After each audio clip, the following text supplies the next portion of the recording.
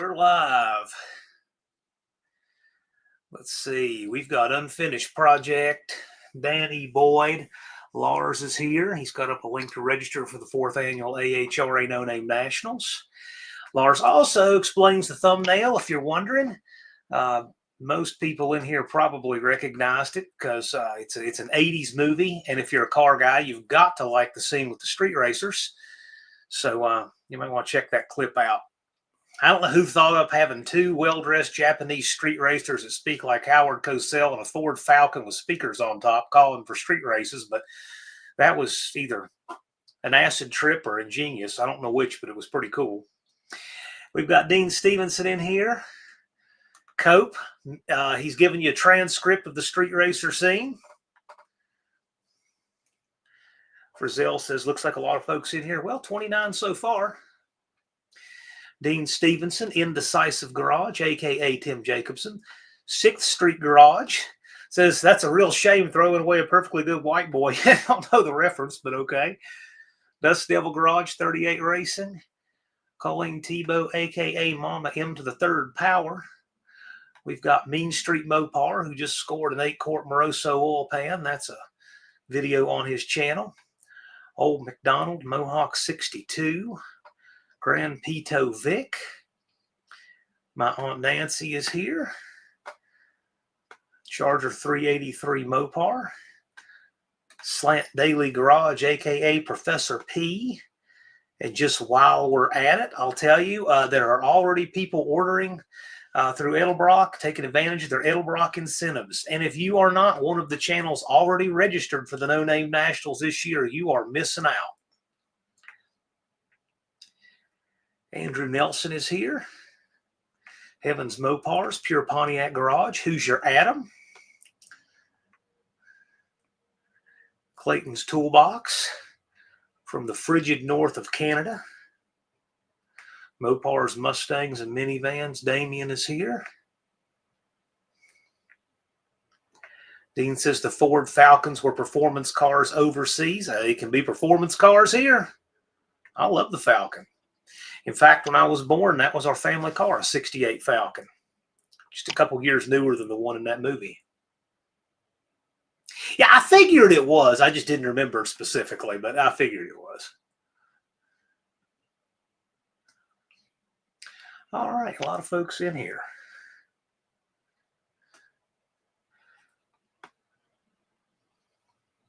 You could get an ACO 289 on a Falcon. Yeah, I'm pretty sure you get a 289. But any small block like that will fit. Thank you, 38. I appreciate that. I had a lot to do that week, and I didn't want to put that video out until after the live on Friday.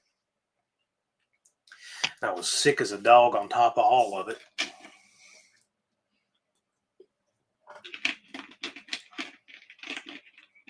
No hot chocolate tonight. I've got the Diet Dr. Pepper. We're back above freezing now. Even though I've cut way back, I probably haven't. I bet I haven't drank a 6-pack of Diet Dr. Pepper in the last, all year anyway. Danny Boyd says a 70.5 Falcon was a Torino. Yeah, I know it got different come 70. Although one of the coolest Falcons ever, the guy who had my race car, Jack Necessary, he also had I want to say it was a 64 Falcon. It was black, sounded great, looked great. And he had that down there at that little gas station where he kept my race car. That was his street car. But he was one of these guys that just would have any makes that he thought were cool. Like he had, like after he sold the Dart Sport, he bought a Chevy Malibu race car with an Austin chassis in it. And then he's got this street rod now that's I don't know, it's a 40-some Chevy with a wild 90s looking paint job on it. So you never really could pigeonhole him into one make. He had different stuff. There's Brian Beeler. Danny Boyd says 64 is the first year of the 2nd generation of Falcons. Yeah, I don't know. I just remember they kept getting a little bigger as they built them. I know the one from that movie, Better Off Dead. I want to say it was an early one, like 63 early, something like that. I just think they're cool little cars. I've always liked those little Falcons.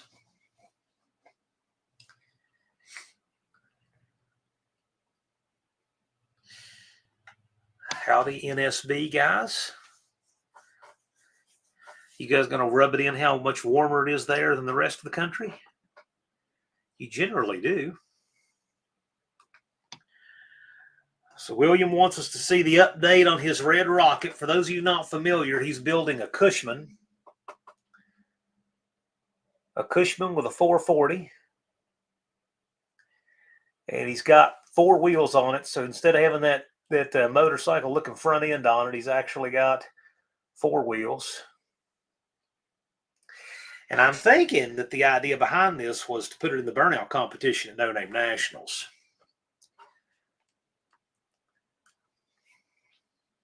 Brian Beeler has a 64 Cyclone. That's cool. I very much like the those first generations of Falcons. They're all cool. The old McDonald's going to have a half foot of snow. Meanwhile, it's nice where NSB is. It was okay here. It was 48, I want to say. Street Fox Mike. So, wow, I've gotten about 3 or 4 different answers on the Falcon. Well, that's really helpful. No consensus in the comments at all. I've heard 64, 65, and 66.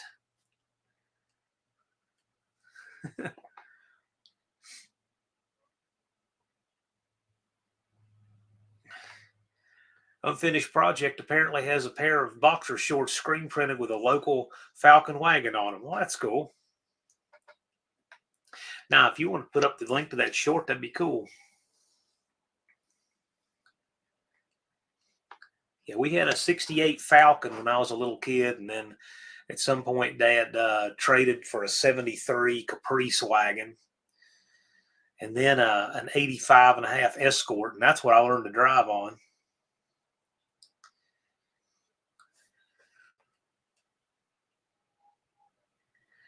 And then 89 Hyundai Excel, and then he had his Jeep, which is the last vehicle he ever drove. He drove that, oh gosh, 30-some years, his CJ5.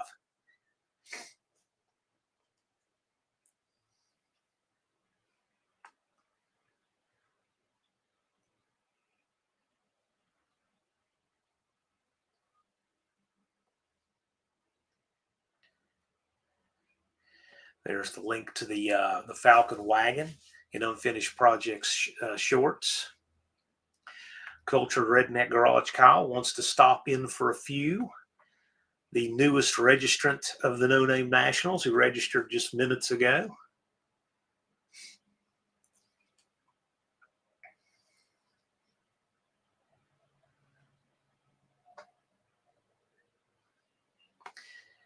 Andy Wood joins the party. How's it going, sir? Junkyard D.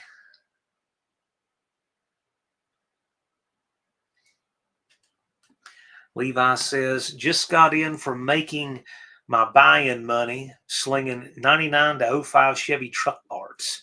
I now have a month's worth of buy-ins for races. Okay.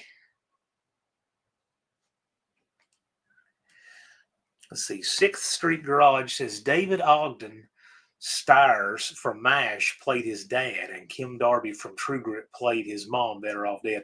I'm assuming you mean John Cusack's character, which that dad had been in a lot of stuff. The dad in that movie reminds me of Jason's Garage Jason. When you see it, you'll see exactly what I'm talking about. He just needs the hat. I think he reminds me a lot of Jason Hayes.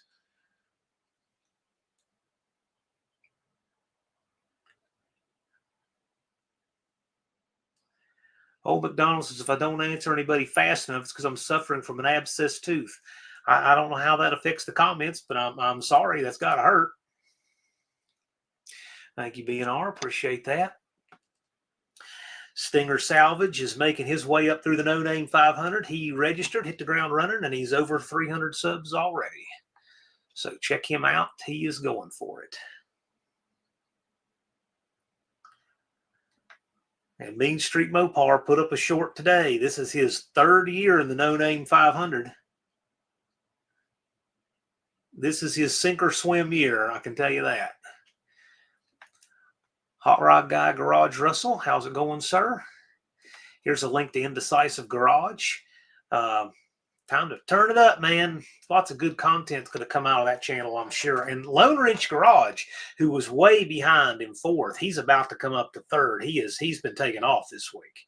So it's fun watching the channels move and take off at all different rates and everything. It's always fun. Thank you, Levi. I appreciate that.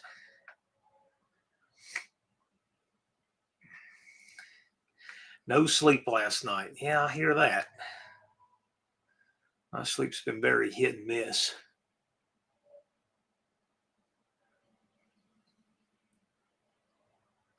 Hot Rod Guy Garage is worn out is how I'm doing, but making headway. Yeah.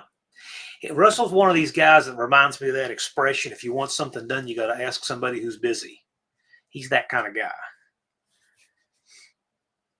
He might have more distance to go on his Mustang, but I actually give him much better odds of having it done than the person with half as much to do who isn't Russell. Another guy that hustles and makes stuff happen, Rob there. Rob's Rob the Streetcars.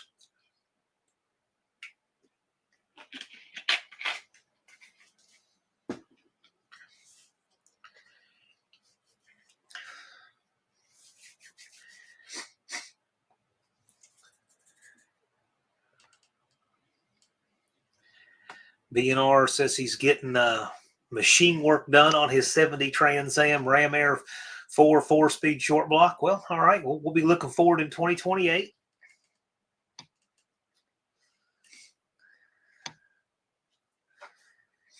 Speaking of shops that will have your stuff tied up forever, I went and picked up my radiator for the van. I really don't believe they ever gave it a second thought. It was in exactly the spot where I set it down when I took it in there for an estimate.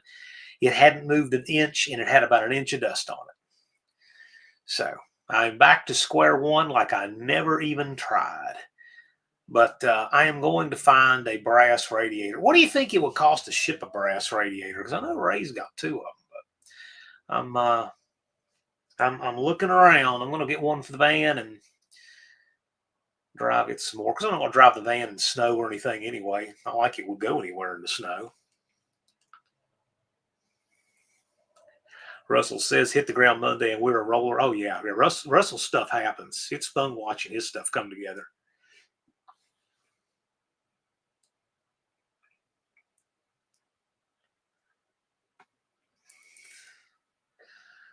Bobby Frizzell's wanting to go testing.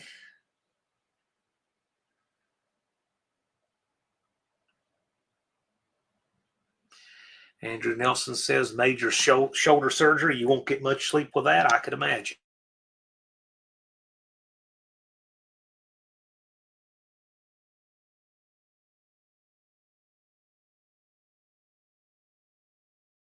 I can't sleep. So BNR, his backup is his 454 he's been running, but he wants to get his 70 running for No Name Nationals. We'll see. But if you still got machine work to do, that's really iffy. Machine shops and body shops are quicksand to projects. Throw an aluminum radiator in the meantime. I could. I actually have a 4-core Griffin radiator. But I don't know. I don't know if I want to try to make that fit. I know it'll fit an A body, so it ought to fit that van just fine. I mean, I could. That ought to cool it. Of course, if I'd have known then what I know now, I'd have probably bought a whole bunch of those radiators.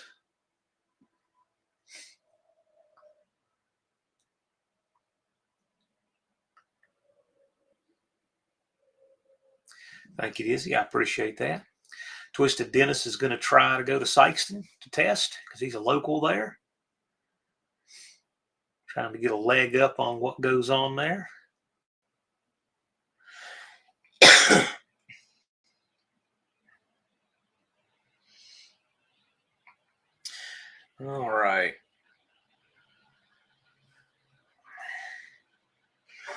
This is where Russell is right here. He's that's called progress right there. Look at that.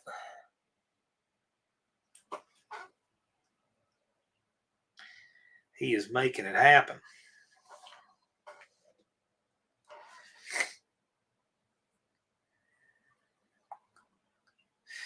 So B&R says the heads I will do myself goes back before first No Name Nationals. Will have a full Sioux valve, wet grinder, and Sioux seat tooling. Okay. You do them with the stones, which I like doing valve seats that way with the stones. Very concentric like that. Rung the Griffin. I could. I probably should just put that in there, actually.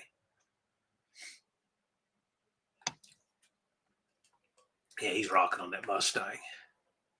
But see, you got to remember, Russell was also a No Name 500 guy, and he's over 10,000 subs now. He's a hustler, man. He's a good example for the community.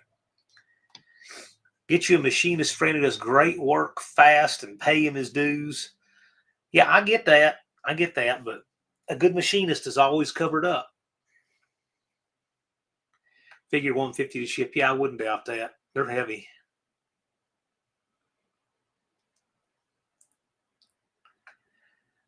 Four-angle valve seats just need to touch up. Seats in great shape. Yeah, I guess they've been sitting on a shelf a while. I get that.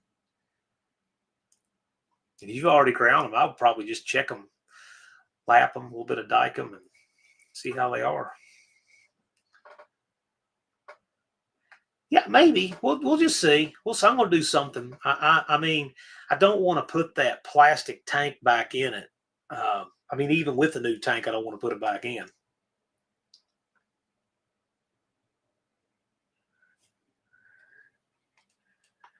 The Griffin I have was a NASCAR radiator. It came from the used NASCAR shop down in Huntersville. It's got the tracks it's run has a little, one of those little etch pencils written in it in the tank. Machinists getting harder and harder every week. Yes, which is true. I mean, machine shops, there's just so few of them. People do not do as much machine work as what they used to.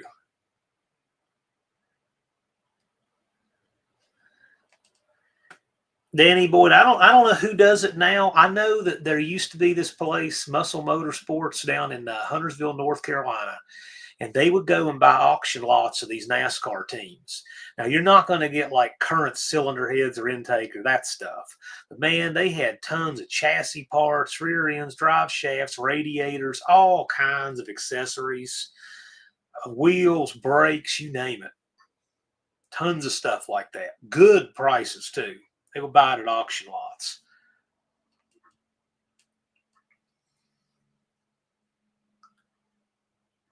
Yeah, well, you got good deals on this stuff. I'll tell you that. I just don't know if they're still around anymore. Russell says that even fewer machine shops actually care about quality. You know what? I am shocked lately by some of the stuff I see come out of machine shops. It's just unbelievable to me. And I have seen 2 machine shops in the last year, as disgraceful as this is, that do not know the difference between clearance and tolerance. I mean, you're talking about ruining people's stuff. They don't know the difference between clearance and tolerance. They're a machine shop. I mean, if I heard that, I would turn right around 180, leave, no discussion, nothing. And yet, I can tell you 2 of them that absolutely don't know the difference.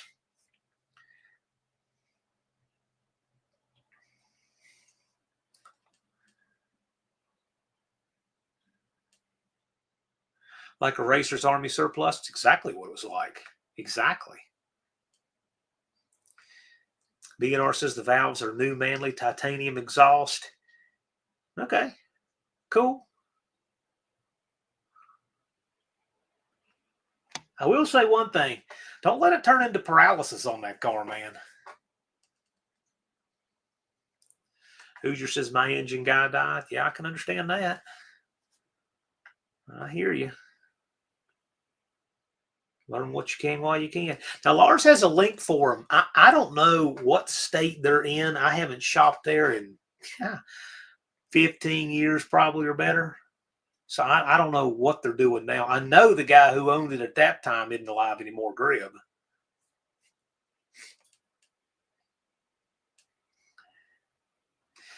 BNR says it's worthwhile rebuilding a copper brass radiator if it's in budget. Oh, I totally agree. I just got to find one. I want to find a big 3-core, tow and an AC radiator for the van. That's what it had in it, and they got rid of it, and they put in a cheap universal plastic tank Chinese radiator. Ridiculous. But anyway, if I can find an original with the big tanks, I'll get it record. It will cost a little more, but it'll probably outlast me. So Scott's trying to work a deal with the wife so that he can have Mondays for the garage.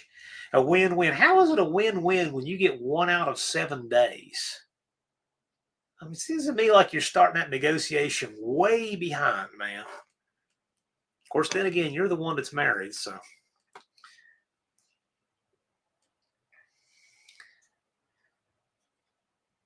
Levi's talking about his truck that he brought No Name Nationals. Yeah.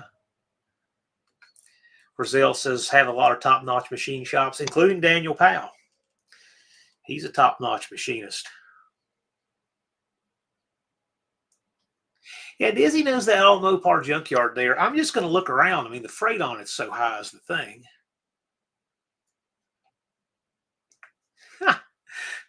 Bruce has a few bottles of minoxidil. Whatever. I'm not as vain as that, I guess, but thank you.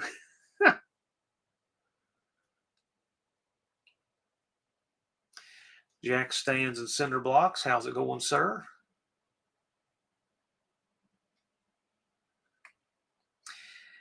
Andy says his buddy Mike is partners in an M&E Engine Services in Shelby, North Carolina. Yeah, and Powell's just down the street from Bobby there. Yeah, I knew that. Bigfoots and Mopars is here. How's it going? I can hear the blower surge now as Bigfoot Mark rolls up. Machine shop jail is real. Yes, it is.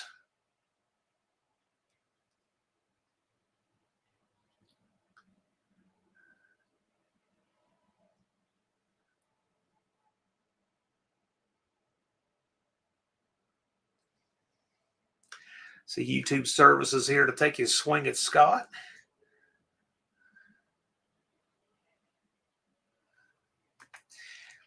Lars says it's off the Muscle Motorsports website. Right, exactly. I mean, I've seen they had a site, but I don't know.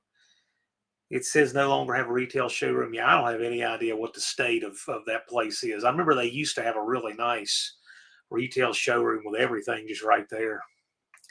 Andrew Nelson says, my machine shop guy plans to cut way back and only do work for a select few. Very grateful, whatever on the list. Yeah, I can understand. They can be extremely selective. Most machinists have more work than they'll ever be able to get to. So they can be selective, and I get that. Levi says, did my rods ever make it on the wall of shame? Well, not yet. Doesn't mean they won't.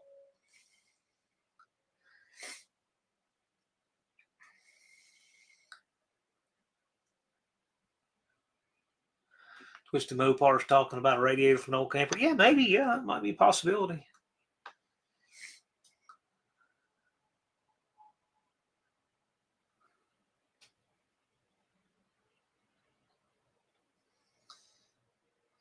Unfinished project picks up the link from Max Wedge Dick Dastardly.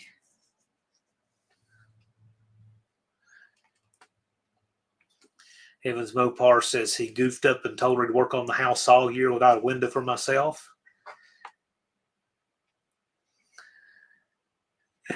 Bruce says, Lori says hi and he's out of here. Well, tell the boss I said hi. See, Scott, when you negotiate, it's never a problem to meet in the middle. You just want to have more control of the ends. That's a big key to negotiating. So you set the ends in a place where you can live, and then meeting in the middle, she'll decide where the middle is and feel great about it, when in reality, you set the ends. So whatever middle she comes up with is going to be something you can live with.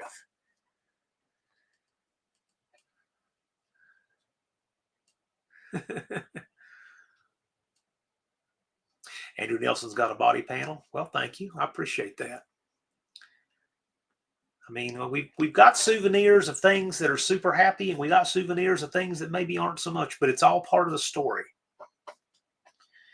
It's all part of the story. Sometimes we remember something really sweet and fun, and then sometimes we remember something that says, you know what, let's not take that for granted.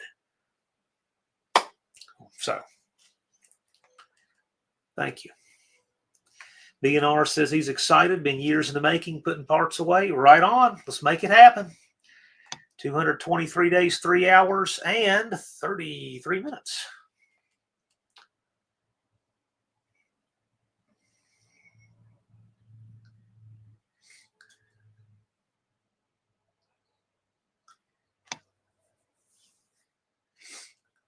I don't see a ring gear up there yet. No, there's not a ring gear up there yet.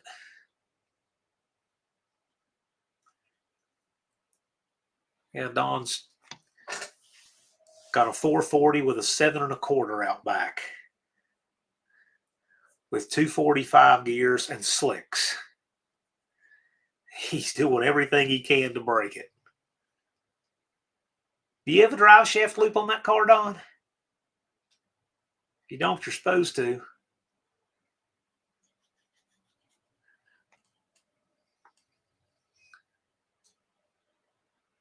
We'll see. I should be in Middle Tennessee this spring anyway, so we'll figure something out.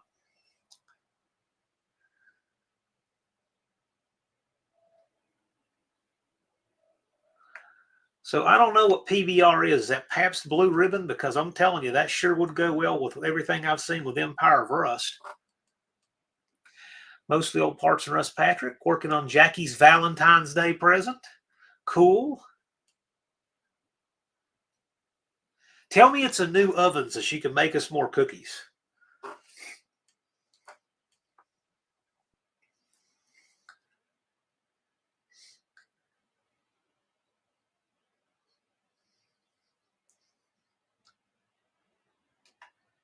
Max Wade says, I'm going to start peeling stickers and sanding soon. I just love body work. Not, yeah, there's nothing good about body work. I don't enjoy body work in the least.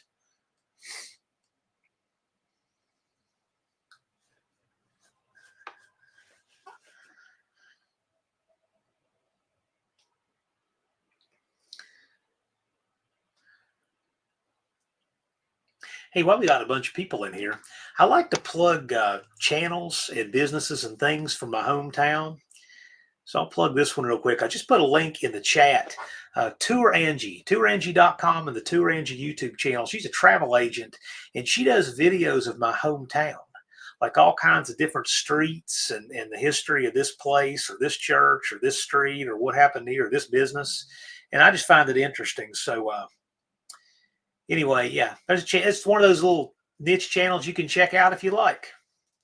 But I think it's cool when we see content creators and small businesses from my hometown, because there aren't that many.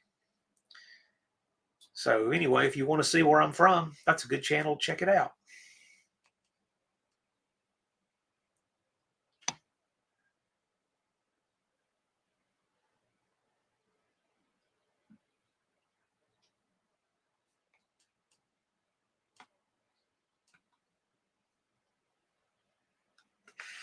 Oh, yeah.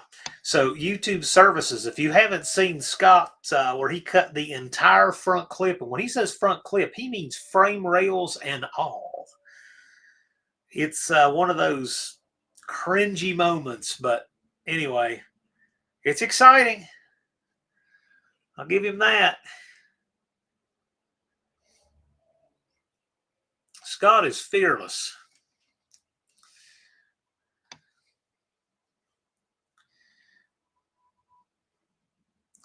Yeah, Levi says put a scatter shield in the car. I would totally agree.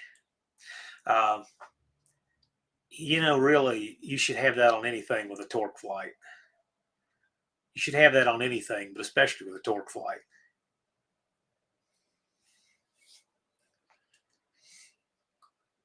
Don does have a bolt-in sprag, and he does have low band apply. He does have that.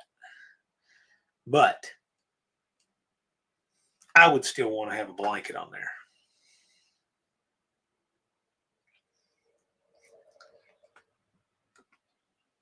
Lars puts up a link to the short with Scott with an S.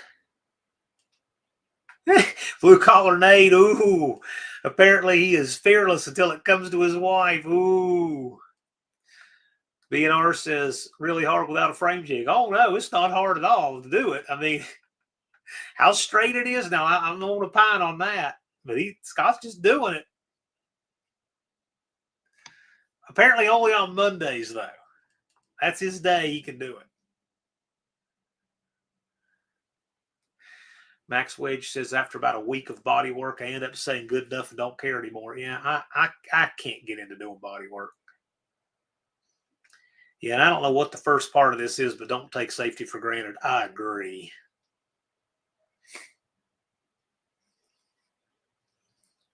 Too much cavalier attitude about that stuff.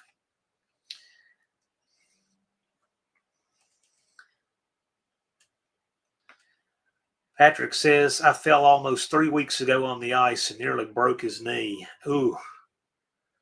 I haven't fallen on the ice this year. Haven't had much ice to almost fall on, so.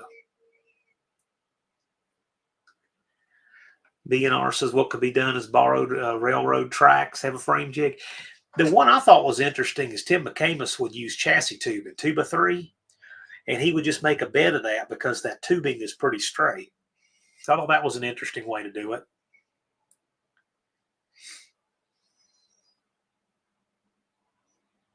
But when it comes to doing framework and making everything straight, the person in this chat who I would want advice from, be that guy right there. They know how to make nice straight race cars and do what they're supposed to do. Mostly old parts, wrong Ward. How's it going, sir? Evans Mopar says, YouTube's always busting my chops for not having progress on the Charger. Yeah, it's always somebody who's not doing anything, who's always telling someone else how to do it. So,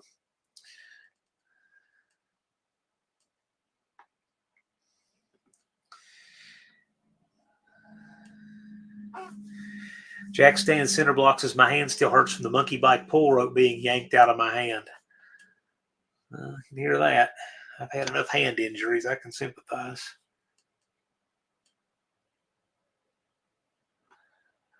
Patrick said he felt the tendon roll over the bone. Yikes.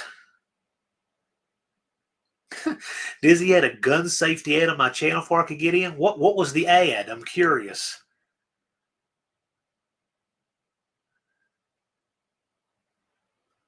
It was safety. I don't teach gun safety. I teach gun danger.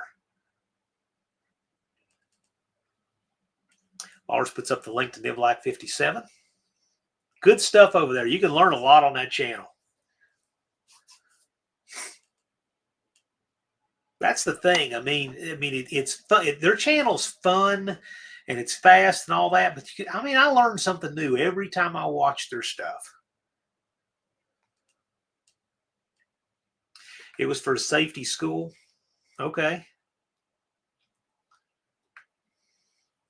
Yeah, I don't know. I have watched a few people lately. Some of them are good people, and then some of them just, in my opinion, have no idea what they're talking about. One of them's a pretty big YouTuber who teaches. He and I got into it a little bit over the whole press check thing. He's big into the press checks and administrative and all this John Wick looking stuff. And I think that is the stuff of amateurs. But anyway. BNR says his buddy in Joliet has made a frame jig on 8 caster wheels. That's just, and 8 caster wheels, it almost sounds like, how would the thing ever sit on the floor? Anyway, I don't know. I guess it's you independently level them or something. I wouldn't want to roll something around once I got it right on the floor, but I don't know. It's his deal. Patrick says, I was in the groove building a carport for my truck out of 11-foot pallet rack and cross beams. No way I was paying over $3,000 for a 21-foot carport. I understand that. Wrong Ward says Calvin and his dad are a wealth of great information. Love the Nivlac Nivlac 57 channel. Agreed.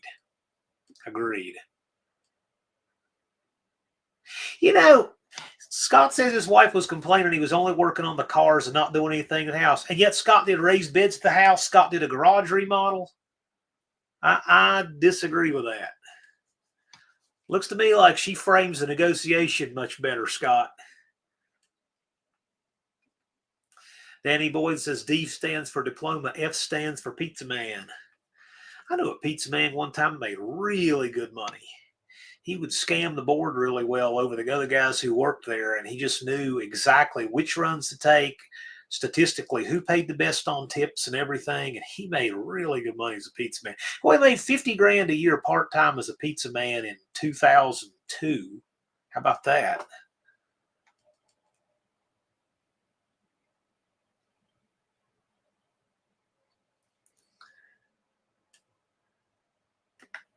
BNR said he spent a lot of money on concrete 12 inches thick. Oh my gosh, what was he building? The Hoover Dam?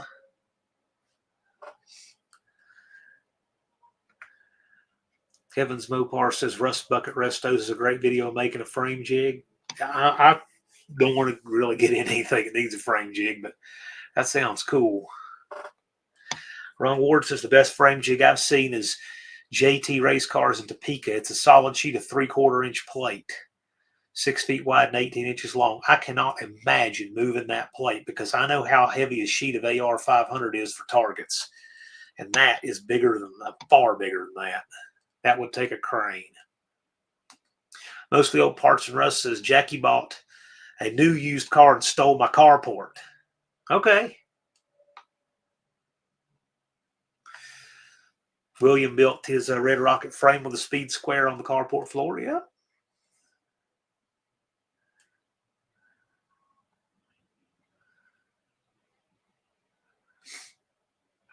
Frizzell's got an old book here from the 60s that show you how to lay out chassis on a cement floor, plumb bobs and chalk lines. Yep. My buddy Robert would do it that way.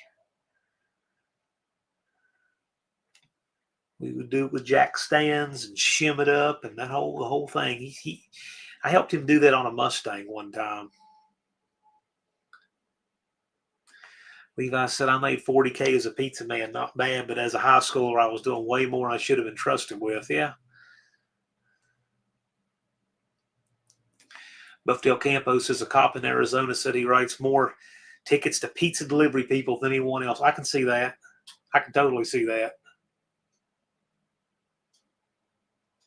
BNR likes the NASCAR frame jig that was at PRI last year. Okay. Dizzy Izzy says mind over matter. If you don't mind, it don't matter. I thought you were talking about the E.G. Daily song. 113 Cycles Ryan says, hey, everybody, glad to catch an episode again. If you've not seen Ryan's tattoo on his arm while we're talking about measuring, there's a short on my channel. He literally has a ruler tattooed on his arm, and he uses it. Andrew says, we have 3 sections of concrete laser level in 7. Okay.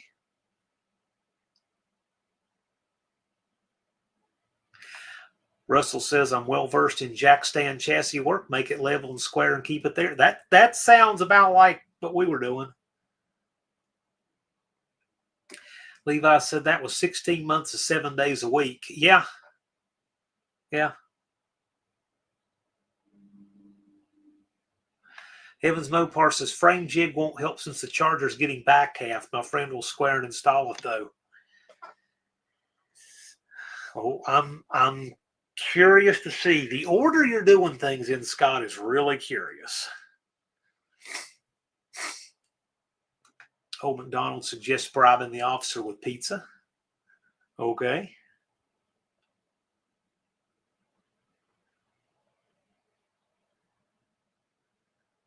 I was talking with Virginia State Trooper retired today about he loves Pizza Inn, our local pizza joint down here.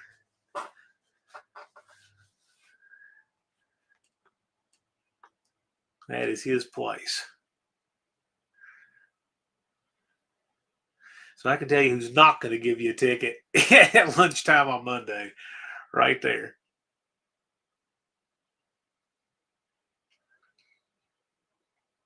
38 says, I can't use my floor to set anything level and true. The floor moves. Ooh, I would hate that.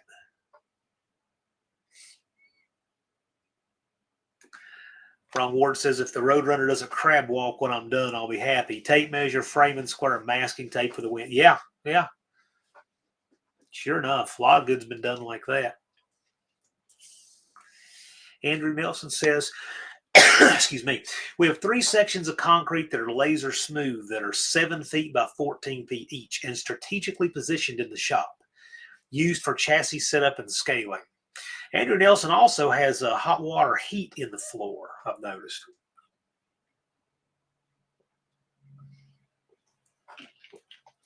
His garage itself is really old, but it's also got some things like a pretty high-tech floor in it, too.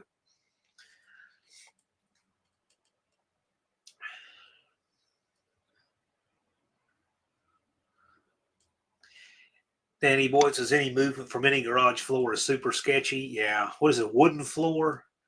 Ray, is that the deal? Jack Stands at Cinder Block says, when I delivered pizzas, I had a Ford Topaz that had a severe oil leak that would catch fire usually about the time the customer would answer the door. But the dude I knew who really cleaned up delivering pizza, he had a Ford Contour. And if you know anything about those are the worst cars in the history of ever.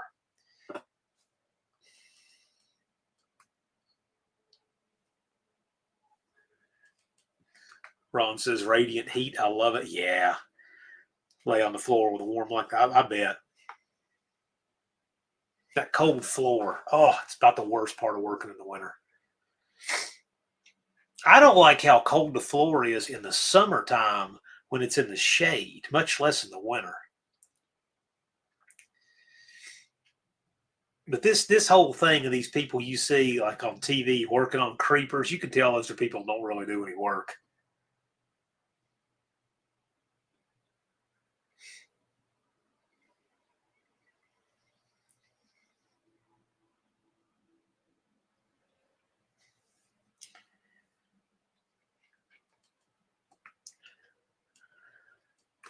Danny Boyd says radiant heat rocks radiators, hot water radiator close second. Yeah, the hot water radiator heat is really good.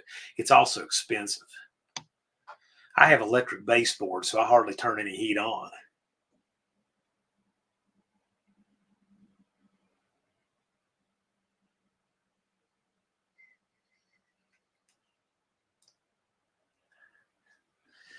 B&R uses 3/4 inch plywood to cut to 4 by 4 feet. Okay. I've got several sheets of 3/4 plywood sitting out front right now, left over from where I made my my builder benches for the carving workshop.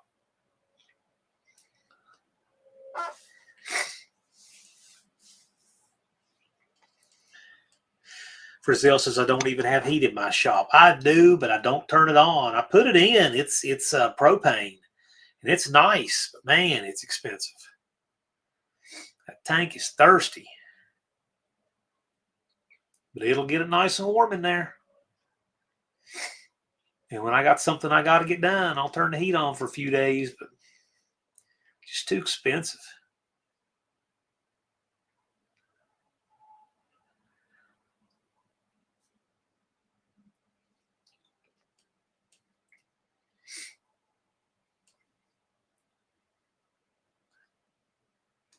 Cold floors, 100 plus to some. Yeah, but even still, I like to work out in the sunshine. I don't like working. I just don't like working inside unless it's really nasty outside.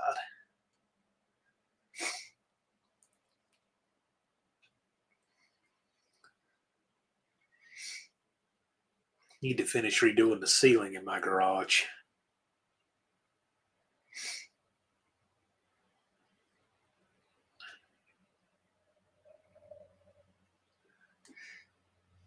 Dust Devil Brian says, I did a video of my shop heater a little while back. I love it. We'll be using it tomorrow. Well, cool. That's good.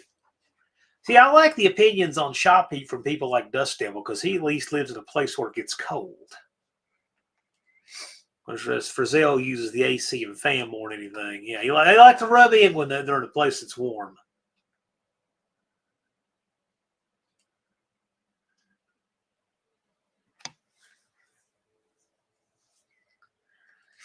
Indecisive garages, I never turn my heat off. The only reason I turn my heat off is because it costs. I have a little space heater I turn on right before this live so Jethro will go take a nap.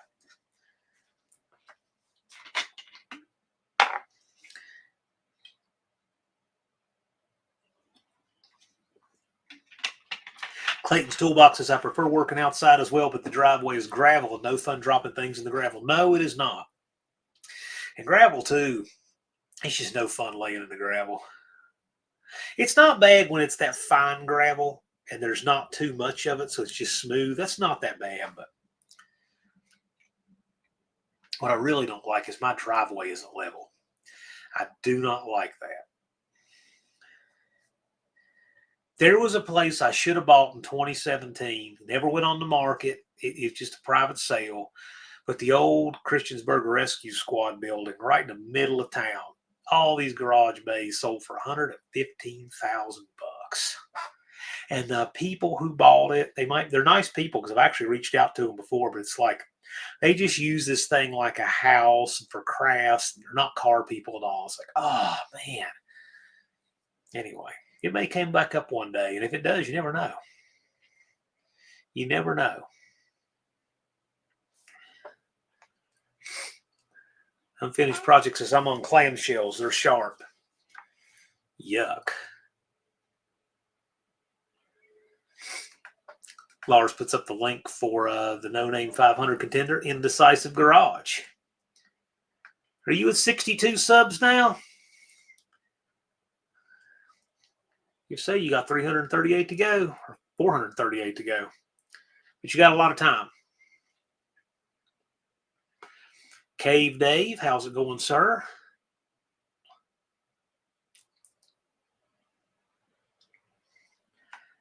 Mostly old parts. Patrick says his driveway is number 72 with fine stones and it's perfect, almost like concrete, after driving a 10,000-pound forklift around on it.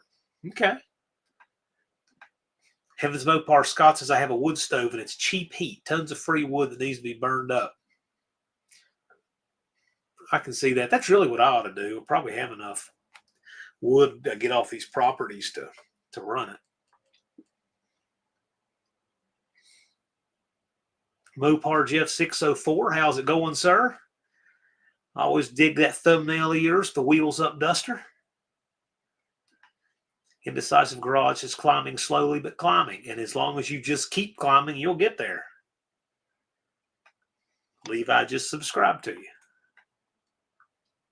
Glad you could join us, Mopar Jeff. Have any thoughts to coming out to No Name Nationals this year? Having some fun with Bigfoot Mark and the crew in Sykeston?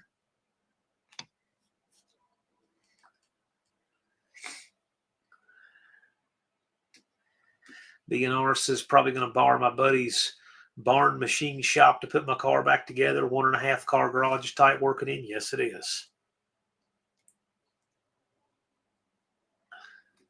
Most of the old parts says I should put in a wood burner. I can get free pallets and wood boxes at work. Do they treat those with anything, though? That'd be the thing. I don't know the answer to that. Clayton says, I put a wood stove in my garage, but it takes hours to warm up. Should have used a gas furnace. I mean, the energy cost is the only thing. I like the waste oil heaters. I think they're cool. That's what Coke's got in his shop. So mostly old parts. Wrong Ward asks, tech question. What are you guys using for carb dip? Berryman's B12 is stupid expensive and isn't nearly what it used to be. Well, I would agree with both of those things. What say you guys? Mopar Jeff hasn't thought much on it, but I'm over 500 subs. Yeah, well, you will get it anyway. You have good content. I mean, but anyway, yeah, you give it a thought. BNR is going to assemble his engine in his living room. Yeah. Now, any motivated person can get to 500 subs.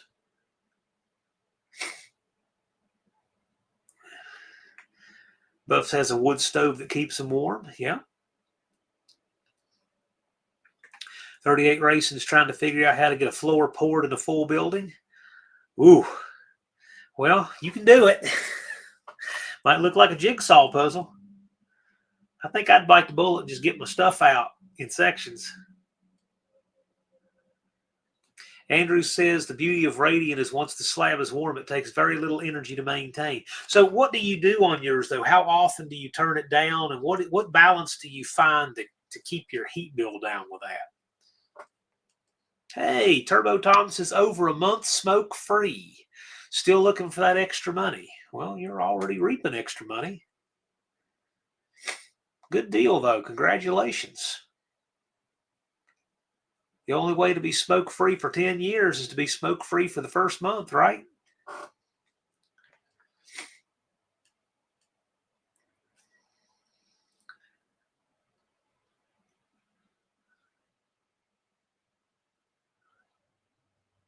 Mostly Old Parts says muriatic acid eats aluminum, like right now. Yeah, I would never use that on a carburetor.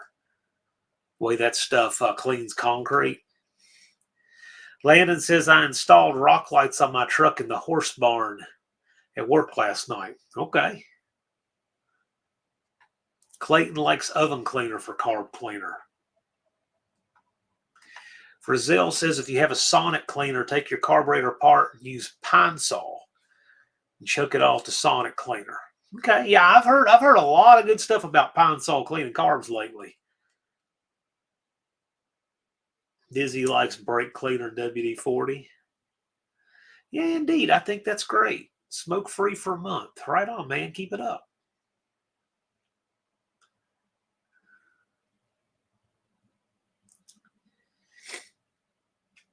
$38 says, what I'll do with all the treasures hiding inside. You just need to move it. Just get it done. I mean, you're going to have to key it anyway, right? Or just get a temporary building, put things in.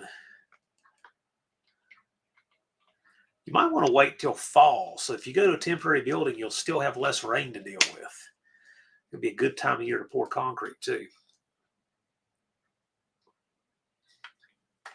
William says ultrasonic cleaners are the best for cleaning anything. That's what I hear. Cave Dave uses Murphy's oil soap in his sonic cleaner.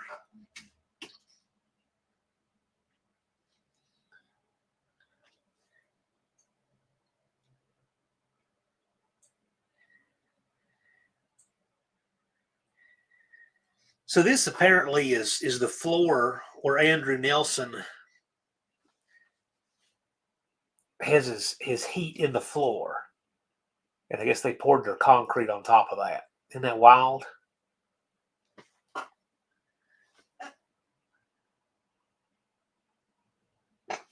Neat stuff.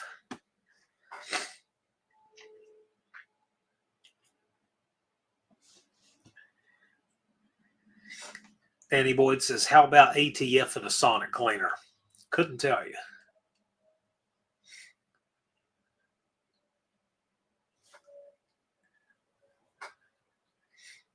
Brazil says, don't be mad because carburetors run faster. You could save a lot of money on carbs at Edelbrock deal. I can tell you that.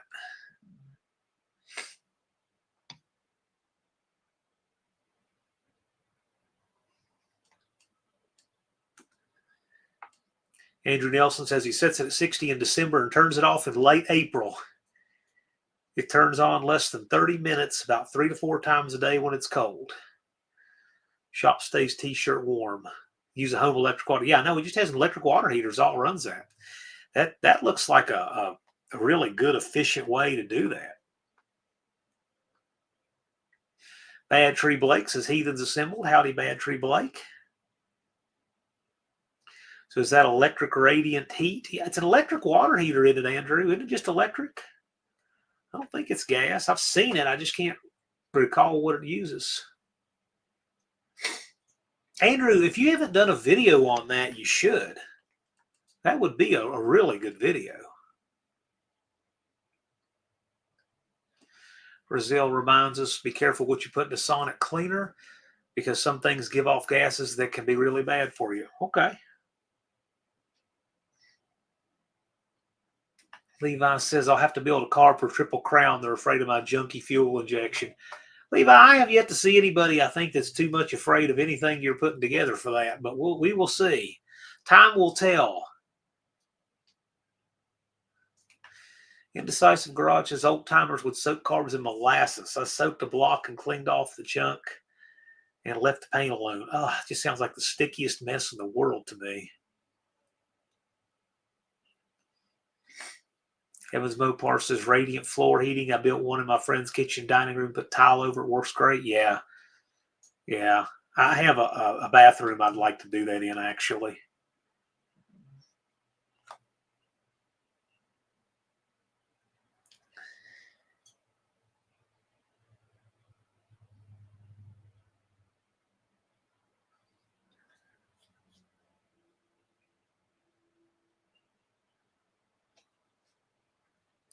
I believe this is Patrick's.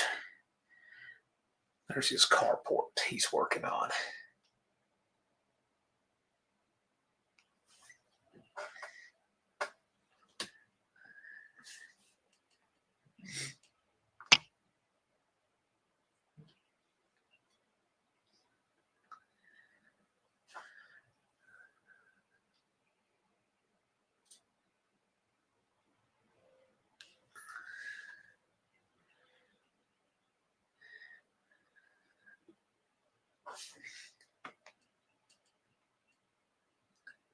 Let's see here.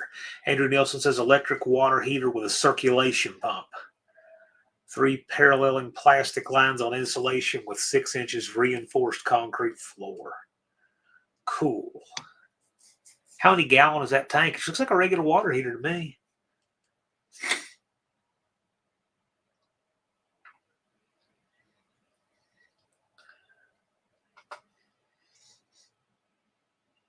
Looked like a Bullet Mustang. Kind of did, didn't it?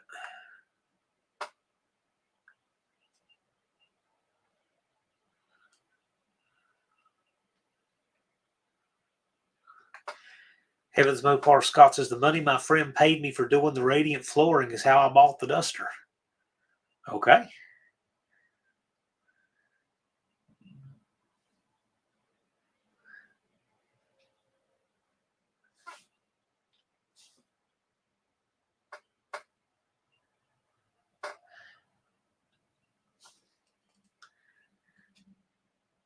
That's his nephew's Mustang with a 4.6 and a turbo. Andrew Nelson says it's a 30-gallon water heater. Yes, that's not even that big a water heater. Cool.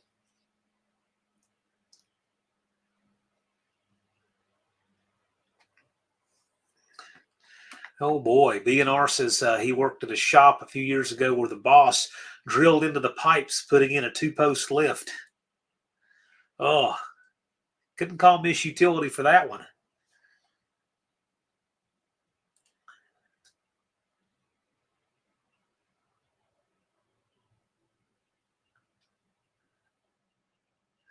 Levi says that the engine will just be whatever good deal he can score.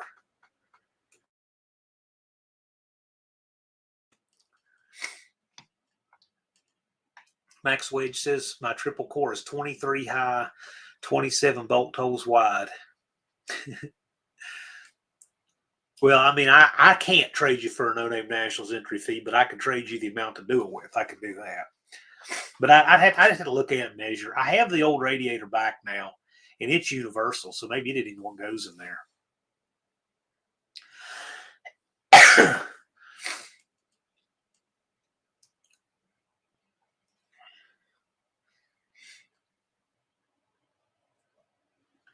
So Dean apparently measured his with a tablespoon or something to come up with 47.551 U.S. liquid gallons. I measured it. Okay.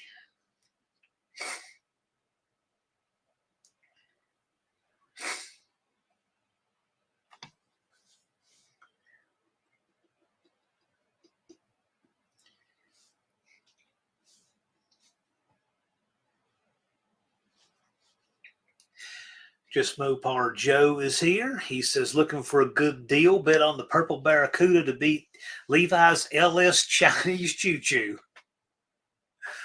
Yeah, there you go. Just Mopar Joe comes in, slaps Levi around a little. The evening is now complete.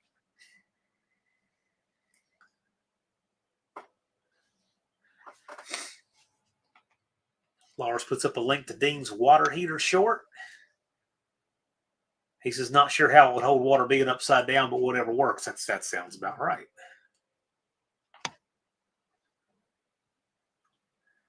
And for whatever it's worth, this is what Ron Ward is working on.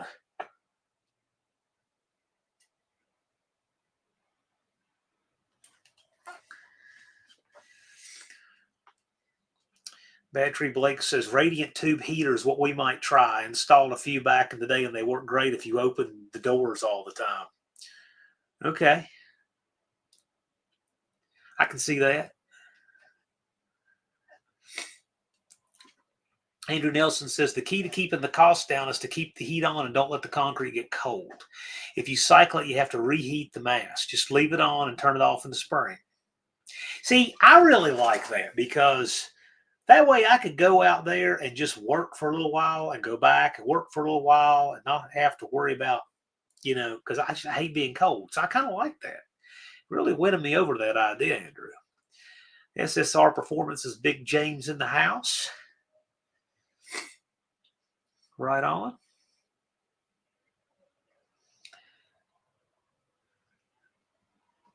Unfinished Project puts up a link to lunch break. I assume he means Joe's truck, the lunch break truck. Danny Boyd likes the blue flames on the black paint. Yeah, very old school. Levi says, you got to buy a decent transmission, Joe Parmo. And I just need to quit trying to go so fast this much. What Joe has a good transmission. It's full of Coke parts. What's in yours, Levi? Mostly old parts is 31 Plymouth Coupe. Previous owner bought it with a supposed new engine. There's a small block Chevy in there, wasn't it? I believe. Zero oil to the top end. Yeah, well, that's not good. Joe says, Bigfoot mark on the loose. Yeah, perhaps. There being Bigfoot mark. BNR says, thermal image cameras are not reliable on water heater pipe heated concrete floor. Building blueprints are better. I just like the idea of just leaving that heat on. I really like that. I like that a lot, actually.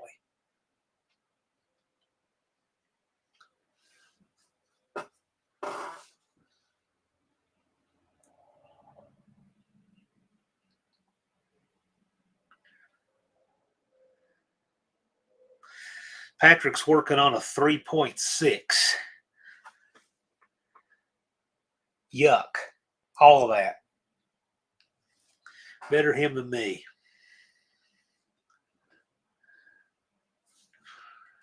Yeah, I was thinking Big James was the first person to take advantage of that. He got his first Edelbrock discount order the other day. Right on. About how much was the discount itself, if you don't mind saying?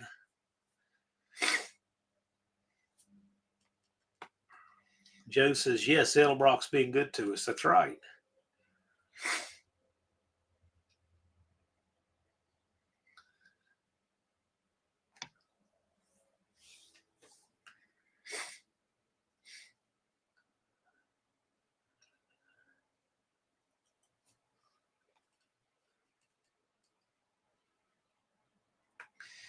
Bigfoot Marks, I built a small block for my 63 Belvedere for this year. Cool. I like small blocks. Mostly Old Parts is asking Joe a tech question. How much do you have to compensate bearing clearances in cold weather versus hot weather when rebuilding?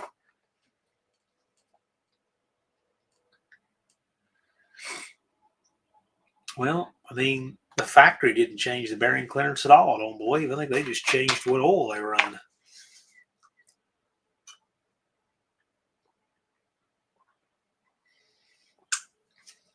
Big James didn't add it up, but will for next week. The reason I would just be curious is because there's a lot of value in that discount. A lot. It's pretty significant.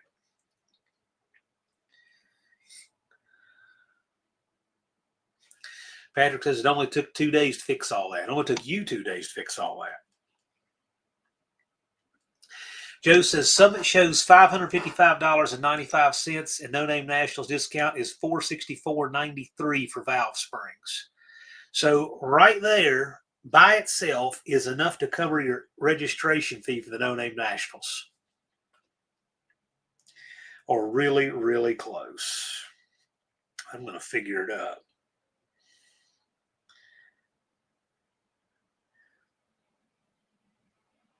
So the registration for the No Name Nationals is $90.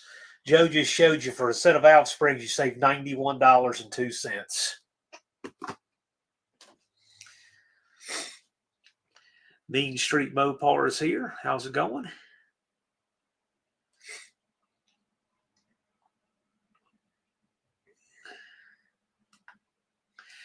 BNR says nothing if your micrometers and dial bore gauges are same ambient temperature. Oh my gosh. That's, you know what? That's craziness now. Now we're talking about within 10 thousandths there. Bigfoots and Mopar says, Joe, is that the Summit Racer discount or regular customer? Either way, that's a good discount. That's a serious discount. Big James says, always check your clearances around 70 degrees and make sure your tools are the same temperature.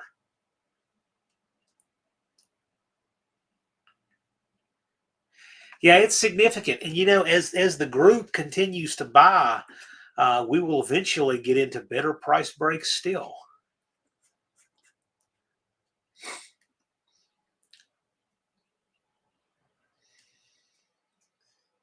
Of course, you do realize, Ron Ward, I mean, we're talking about, B&R's talking about keeping all the tools and everything at the same temperature. There's a lot of guys that won't even use plastic gauge, much less keeping your micrometer at a consistent temperature. Clayton says lifters were $711, now $608. Again, that's, you know, that's $103. Big Block 402 Stephen says, hello, how's it going, sir? Thanks for coming by. Joe says we build them to run 180-degree water temperature, roll temperature around 200. There's Dakota. Dakota, what time would you like your time out? It's 9:08 here in the East. You can pick the time. SSR says measuring aluminum rod at 70 versus 90 degrees is pretty well. Yeah, with aluminum rod, I could see that.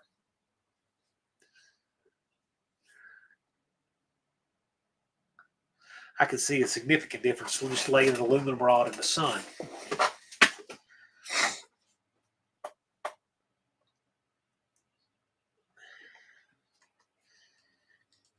BNR says, on a forum 20 years ago, a guy assembled his supercharged 350 Chevy small block when it was negative 20. No heat in Canada. It ran great. Okay. 38 says, I wish there was a suspension supplier in the Edelbrock group. Well, you never know. That could always be around the corner.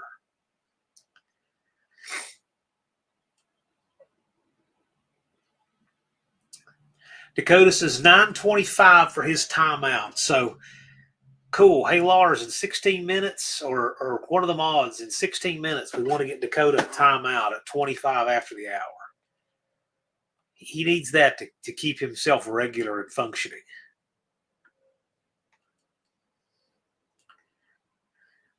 I'm sure his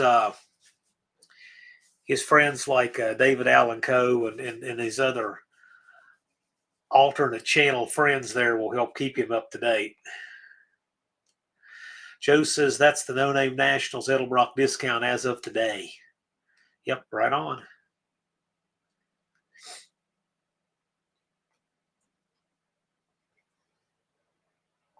Yeah, I figured Joe and Big James would make quick use of that.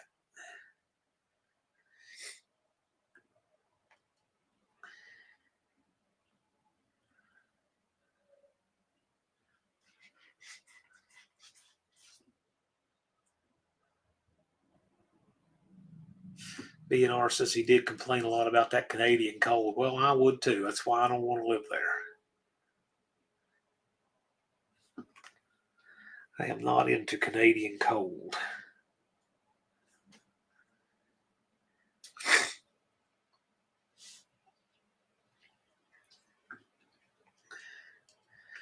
Stephen, the small block builder, yes.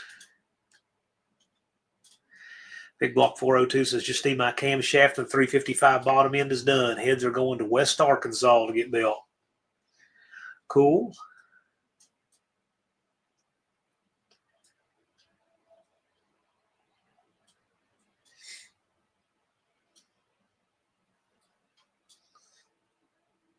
Heavens Mopar says, it's amazing how much temperature makes when installing the pilot bearing for 4-speed. Put it in the freezer overnight, taps right in. Yep.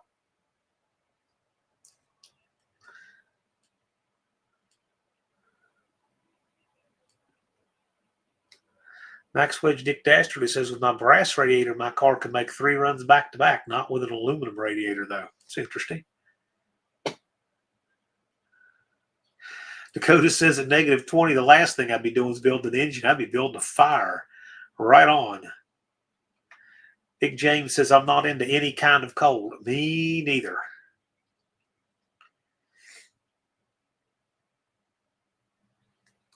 Izzy's meeting a realtor from Moody Realty in Paris, Tennessee on the 13th.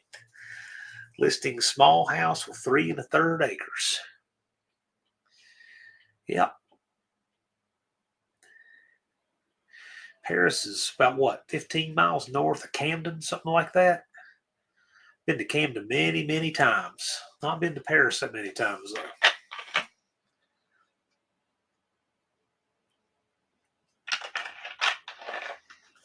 Max Wedge Dick Dasher says, my live chat's still not working on my TV.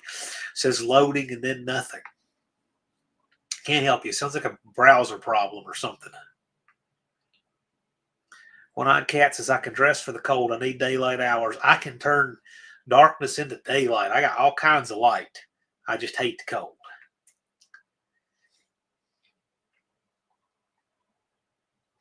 Ron says, I'm thinking brass versus aluminum difference has to do with metal mass versus coolant volume. Well, the surface area is a big deal. So I would love to see an apples to apples comparison on the surface area of Max Wedge Dick Dastardly's aluminum versus copper brass radiator.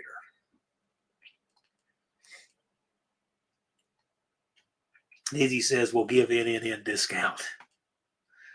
Sounds like a cool little property. Big James is about an hour from Paris, Tennessee. Okay. Yeah, come to think of it, yeah, over in that part of the state. Sounds about right. One-Eyed Cat says, my car lives outdoors. Yep, well, regardless of where it lives, I hate the cold any way you slice it.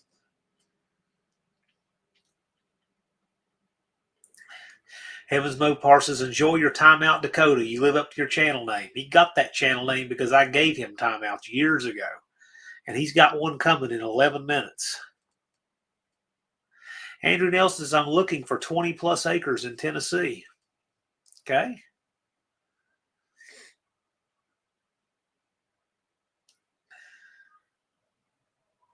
So here's Unfinished Project wanting to cut out the realtor. You know, on average, houses sell for 13% more with a realtor Unfinished Project.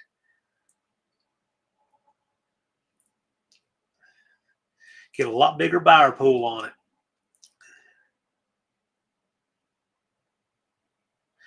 Big James has a new neighbor, Eric Destroyer 1320. That's right.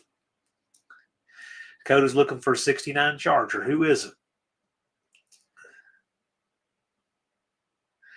Colleen says, the older I get, the less I tolerate the cold. I don't know how Barrows does it. I have no idea.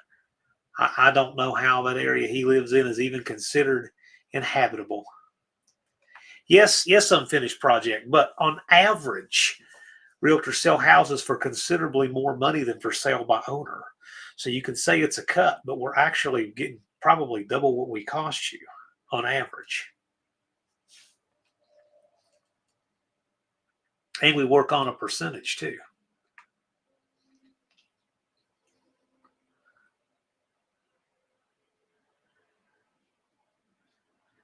I'm not saying you're not serious about a Charger. I'm just saying, you know, Things just gotten crazy sky high. I would save up and get a good one though, because there's so much just junk out there that people want huge money for some of these just rotten condition trash parts cars. You'll wind up spending way more trying to do it that way.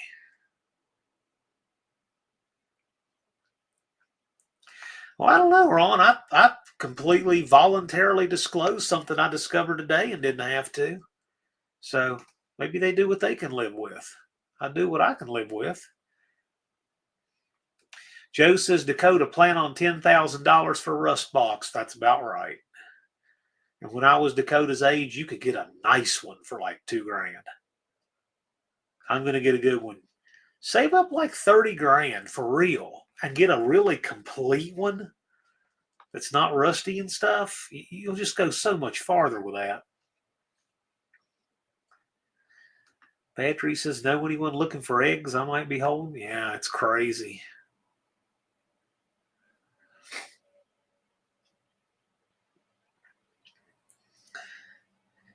Yeah, well, you know what, though, Unfinished Project, you say deals happen every day, but he'll get something that'll just wind up eating him to death in cost.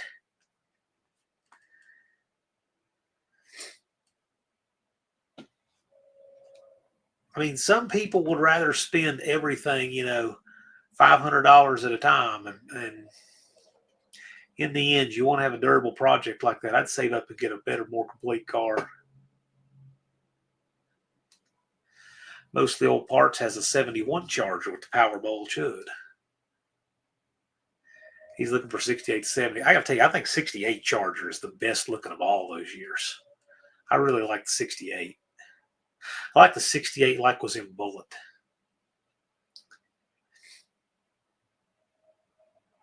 B&R says Mopar muscle's been sky high. Seems like 2 decades now. Dakota says I'll spend $40,000 on the right one. It's worth your while to get a good one. There's all kinds of just rusty junk out there that people have drug out of fields and now want a fortune for. Frizzell says I want an old Texaco station. There was one, the price was right, and it wasn't far from here, and I looked at it and I thought about it, but at the end of the day, yeah, you don't get enough roof area for what it is, in my opinion. It's just not the right kind of building. Big Block 402 sold my 69 Super Bee for $7,500, and it needed the frame rails and complete trunk metal. See?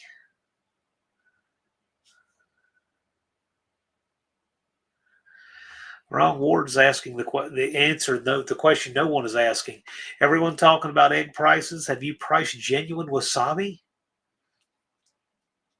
I don't think this chat would ever come up, actually. 38 says 68 Chargers were equipped with 8 hubcaps. Yeah, that one was. 7 or 8, yeah.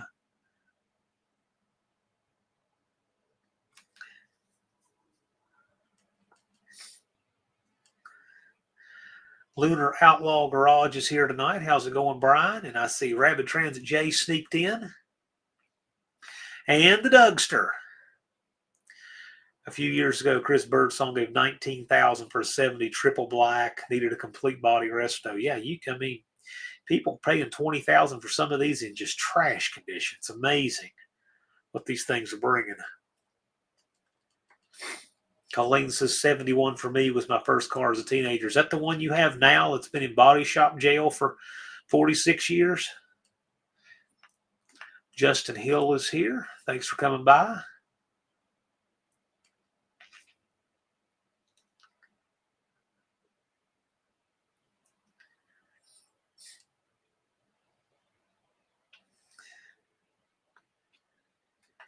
Dakota says, I like a 71 Charger, but if I bought one, it'd slow me down pretty good on getting the one I've always wanted. Well, I hear you. Yeah, that later Charger's okay. They're just so big. I'm an A-body guy, so I don't. To me, an earlier B-body is still too big. I like the A-body size Mopar.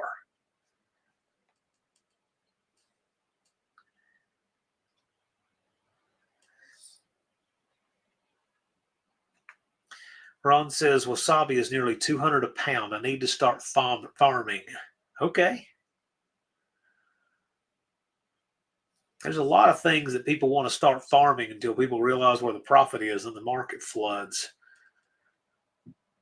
I knew someone that thought she was going to make a lot of money on hemp. Didn't pan out that way. One-Eyed Cat says, A-bodies for the win. Yes. Justin says, snow in Idaho. No. Bigfoots and Mopar says, B is best. Could be. I like B-body Mopar. I think they're great. It's just when you're used to the A-body and then you look at the B-body, it's like, wow, they just found ways to make this wasted space and way more. That's what you think the whole time you look at it. Max Wage Dick Dasher says, his dad jumped a 69 440 4-speed Charger body. Passenger side was wrecked. People used to junk a lot of stuff they wouldn't junk now. Unfinished Project says, most American wasabi is food-colored horseradish, but they don't know it. Maybe. I'm not so cultured. Lunar, you and I are the opposite on just about everything. He says he likes the old BE bodies and GM's A bodies and the Ford Mustang with the long pointy front end. Rabbit Transit said 71 to 2 Chargers my dad had. I learned to parallel park 71. Yeah. Brazil says, I don't know much about Mopars, but there's 2 bodies I definitely own, a 68 Roadrunner and a 70 Challenger. So he likes the B and the E, as do a lot of people.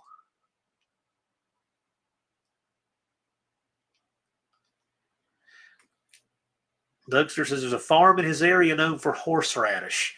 The trailer is lettered up with flaming letters that reads, hot loads, 40,000 pounds of horseradish. Okay. Big Block 402 says, what's your favorite year car? What is your favorite car the year you were born? Everyone. 74 is a crazy year. I'd have to say a Pontiac Ram Air 4 SD for me. Boy, that's a tough one. I don't know. I was born in 77, so it was a malaise year. I don't know. If I'm going to say a 77, I'll say a 77 Dodge Monaco. How about that? Patrick Blake says, I always like GTX more. So how about it? What's your favorite car the year you were all born? That's not a bad question. I went with a 77 Monaco. Andrew Nelson says, F and X body for me. Oh, wait, you're talking Mopar. No love for the GM contingent. Johnny C says a 62 Biscayne. Cool. Most of the old parts, 69 Chrysler 300 convertible with a 440. Yeah. Can see that. Danny Boyd says a 66 Corvette. Dakota said they didn't make much good stuff in 04. No, they didn't, but you still got to pick something. Andrew Nelson says 64 Corvette. I can see that. Well, Levi, but you don't get to pick that. You were born last week, so what would you pick from? I think, 01? Bad Tree Blake says the 86 Conquest or D50. Good choices. I like that. Rabbit Transit Chase is 76 Aspen RT. Yeah, I can see that. Bigfoots and Mopar 67 GTO. Big James 90. Really? You were born in 90? 90, so probably a 454 SS truck. Yeah. That's a great choice for 1990. Time for Dakota's timeout. He's got about 30 seconds. And you see, look at that. He's right on. Oh, now it's time. Colleen says the 69 Cougar. I can see that. 38 says Caprice 2-door hardtop with the first year 396. Yes, I can see that. Dean says a Di Tommaso Mangusta. Is that what that is? Lars, where's the camera? Don't know what that means. Dougster says 77 black and gold Dodge Warlock. Well, that's an excellent choice, too. I'm sticking with the Monaco, though. Brazil says they didn't make any good-looking cars in 78. How about a 78 El Camino? Dare to be different. You weren't born in 78, Bobby. Jason says a 77 Kenworth. I like it. Good choice. Dizzy says a 58 Power Wagon. Good grief, Donnie. I graduated for real. Danny Boyd, 66 satellite. Well, you don't get to change now. Blue Collar Nate was born in 75 when all cars sucked. I guess I'd have to go with the Trans Am. Yeah, well, you got to pick the year. It's got to be the year you were born. Oh, Lars got him. Dakota will be back in 5 minutes. Born in November. Are you for real? You weren't born in November 78.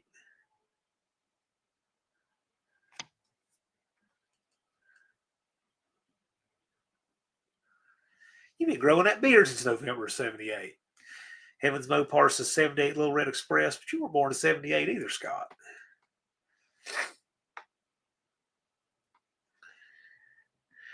Most of the old parts as I was born in 64. Favorite car is a Ferrari 250 GTO. Oh, excellent choice. I'm thinking Ferris Bueller's Day Off.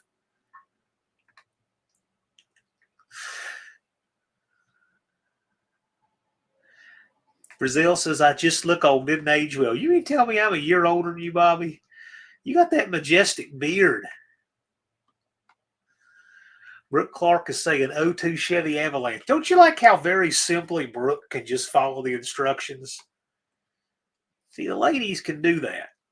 That's why they're so good in my classes. They just do what you tell them to do, and they shoot well.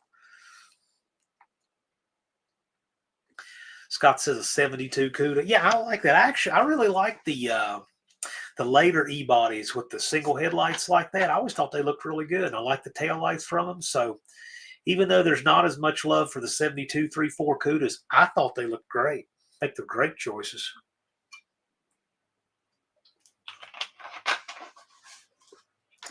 Ron says, I'm not saying Bobby's old, but he played with rocks when they were new.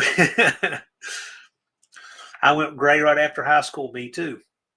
I remember sitting in 16 years old, sitting in a statistics class, and somebody behind me, Zach, that's who it was, told me I had a gray hair on the back of my head. I didn't believe that, but he was right. I did.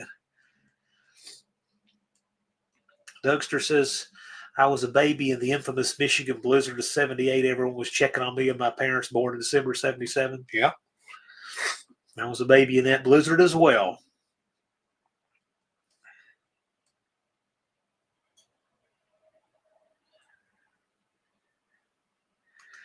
So in other words, Brooke has a good insurance policy on Levi. That's what I'm reading there. Laura says a 94 Toyota Previa. There you go. Right on. Well, hey, at least that would still be running for years to come. Unfinished project, 75 W350 crew cab, 8-foot bed. Yes, that's exactly what I would expect there. One-eyed cat's going with a 65 El Camino. Ron remembers the blizzard of 78. We went sledding on a local hill. Yep.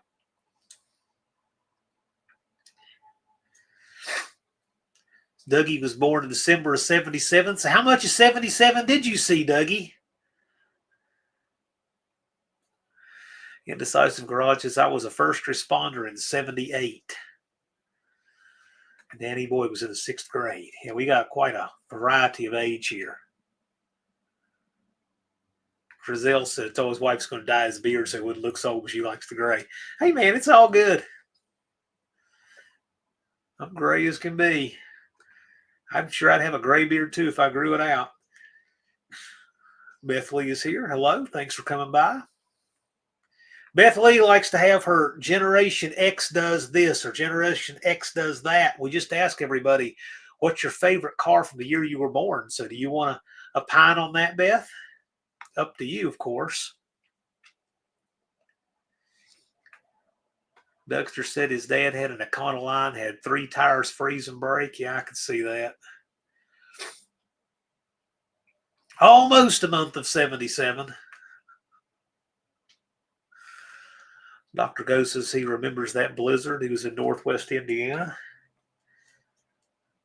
Turbo Tom said 78, I had my first 3 days off of work. Ron says gray is the way. He said, I recently found some pics when I started announcing with NMCA. I still had dark hair, seems like yesterday. All right, so since y'all mentioned that, Let's see if I can find this. I came across this picture doing that slideshow a few days ago. Let's see. It's somewhere. Okay. All right. This was one of the photos I found. Here we go. This is the year 2000. I even figured out what year it was.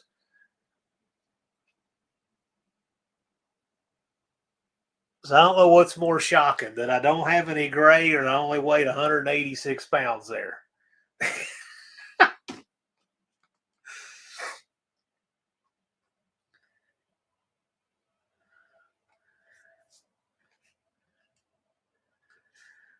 Yeah.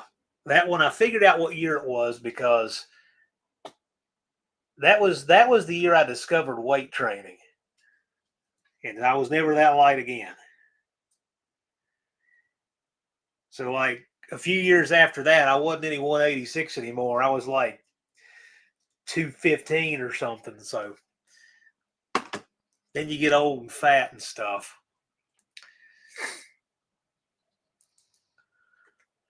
Oh no, not hardly. Well, thank you. Thank you. I used the pictures I could come up with.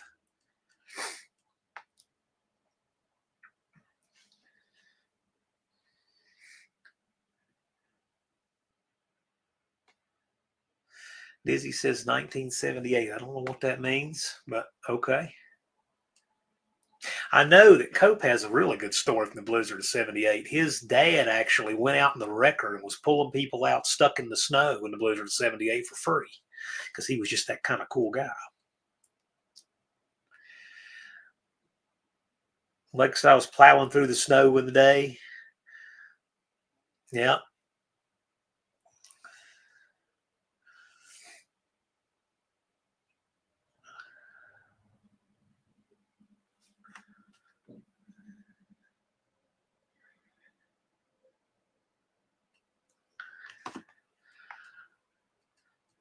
There's Ryan Barr's Ness. He sneaked in here.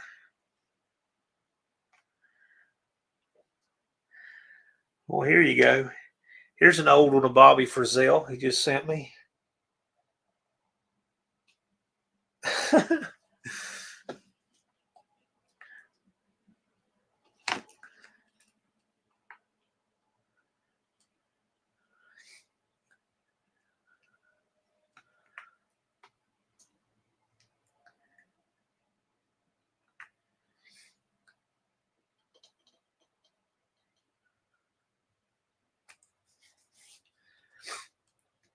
BNR says, never be another King of the Mountain fun like the Blizzard of 77. Yeah, maybe not.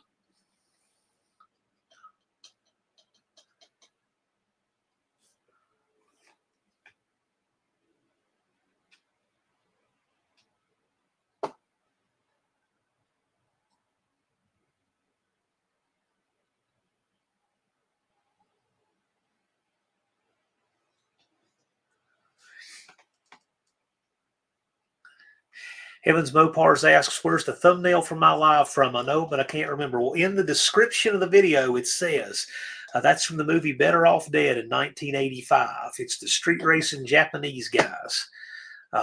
They made that movie. It's hilarious. And Lars put up a link to a clip from that movie.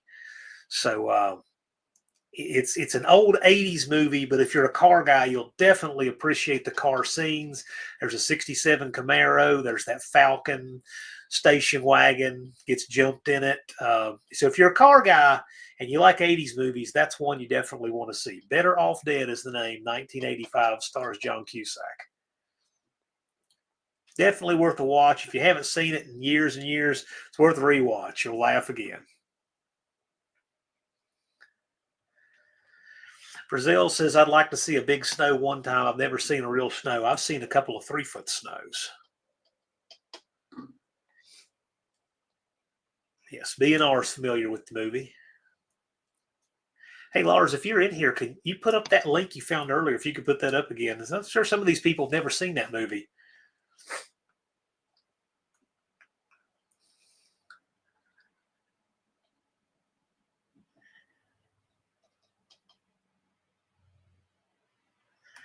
Big Block 402 said, I was told the snow of 78 in Watertown, New York was over the telephone poles. I remember having a 3-foot fence and the snow was above the top of that. And all the cars were just completely buried in the snow. You just had to know where they were. It was something. And we had a big snow in 93 and a big snow in 96. And then we had a snow here 2013-ish, 14-ish, something like that. It was about 1.5 feet, 2 feet here. That's the biggest one I've seen in 30 years was that one.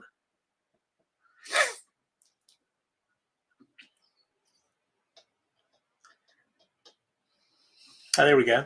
Lars got the link to the movie clip from Better Off Dead. So those 2 Japanese guys in a Ford Falcon, one of them speaks no English and the other one learned to speak English from Wide World of Sports, and he speaks like Howard Cosell. And it's hilarious. It's just one of those things you've got to see if you've not seen it. It's really funny. Andrew Nelson says the blizzard of 93, over 120 businesses collapsed around our home. I can totally see that. That snow was 3 feet deep where I was. Oh my gosh. Okay. Ron Ward in 1970. Is that in 78? Is that what you said? Yeah. Ron Ward in 1978. Don't be drinking anything.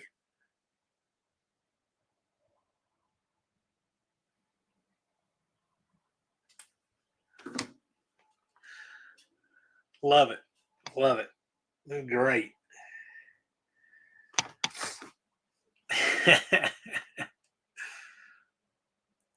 Wrong English is asking, what are the call outs so far? Anybody keeping chalk on the bet board yet?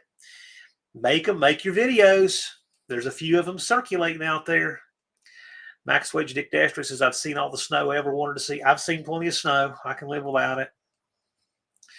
It is fun getting Jethro to catch a snowball, though, when we have snow. He loves doing that. Hair like Fawsy Bear. Yep. Big hair was in. Yep.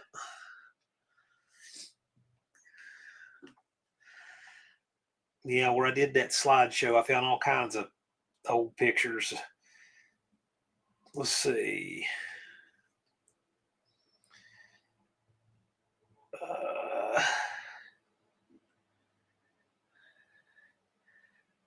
There's another one of me, kind of blurry, same time period. It's like in my grandmother's or something.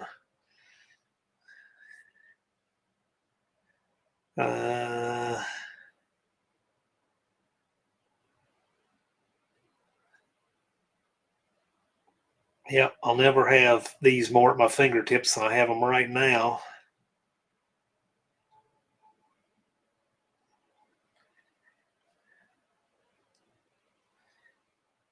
Let's see here.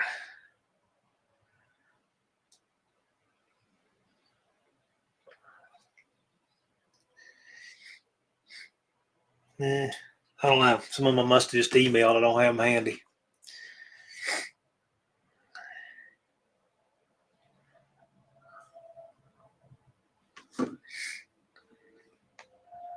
Not hardly.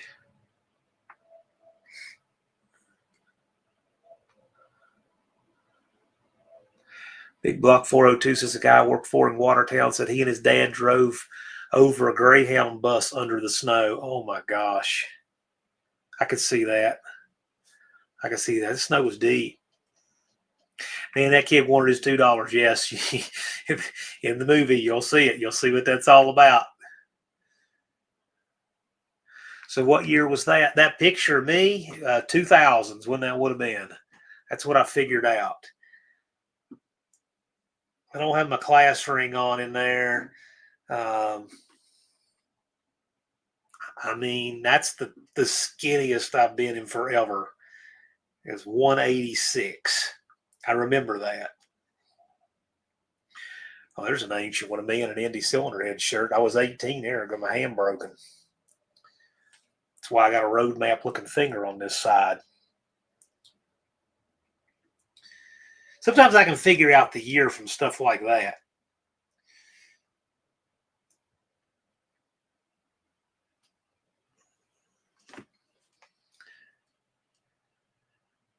Snow was higher than the wires in. That's what I hear. It wasn't quite that deep where I was, but it certainly was way up north. Where I was off by a decade. Yeah, that would have been, but that was about, I'm saying 2000.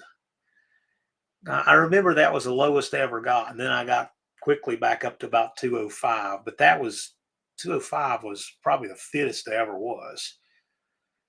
I don't have that muscle anymore. Would look a lot worse at 205 now. Here is 1993, Blake and Jabo. Isn't that great? That's cool. Blake would have been 7 there, and Jabo would have been about 58.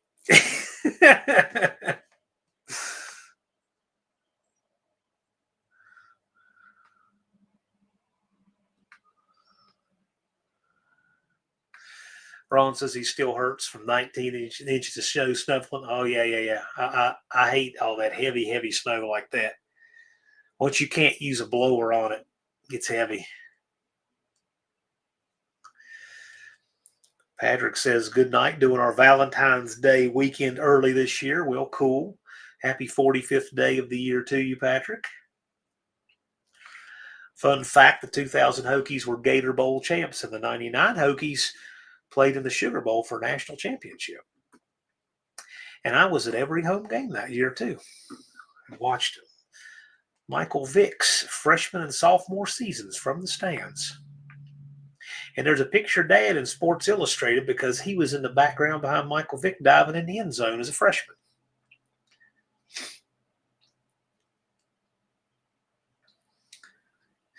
Max Wedge Dick Dashley plowed snow yesterday again. Ooh, well, we don't have any snow here. Ron Ward says February 14th is a fun holiday, but March 14th is way better. March 14th, St. Patrick's Day is on the 14th, the 17th. So you start yours early, right? Michael Vick was nuts in college. Yep, his brother was even crazier. I went to his brother's trial. That was funny.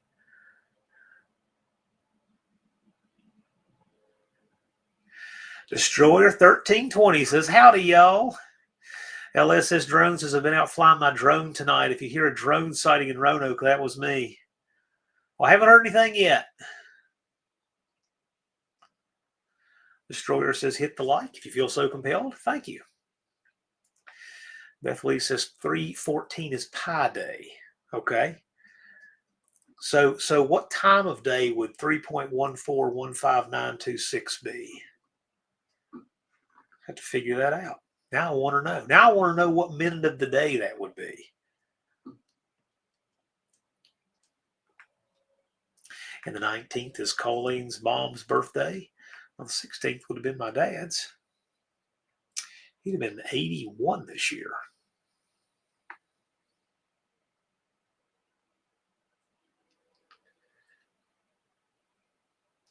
Andrew Nelson says 3/14 is the day all engineers get drunk. Or that's just the day they have the excuse to.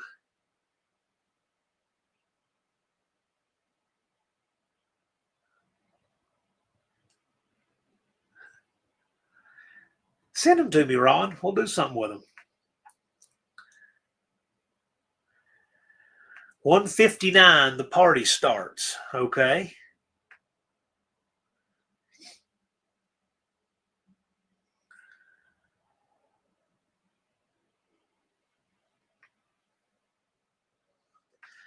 Oh my gosh. It's only correct 4 times a day, 3/14 and 1:59. I'm not even tracking on that.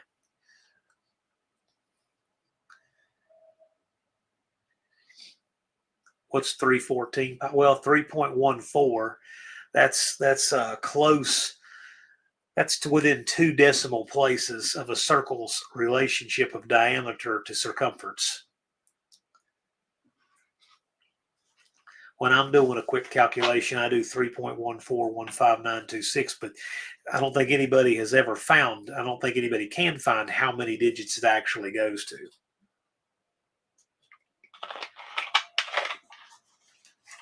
There are competitions where people memorize how many digits of pi they can memorize, and there are people who have memorized hundreds I think I usually use something like 10. And that is plenty, way more plenty than accurate for anything I would ever do with it.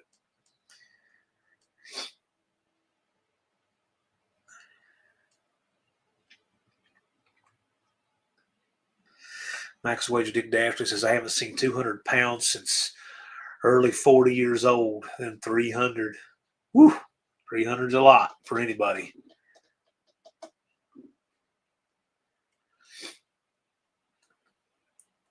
Destroyer 1320 says, French silk is my answer. That's not bad. Ron uses 3.141612. Okay. He uses a higher number than I do. That's a bizarre number.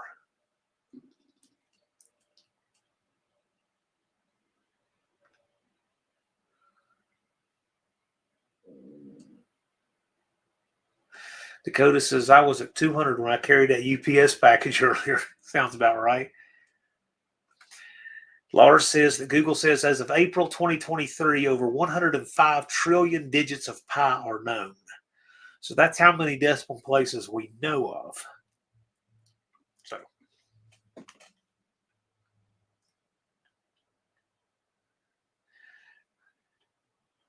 and this is actually my contact picture for Jason Falk, indirect connection right here. I think he says that's 1996.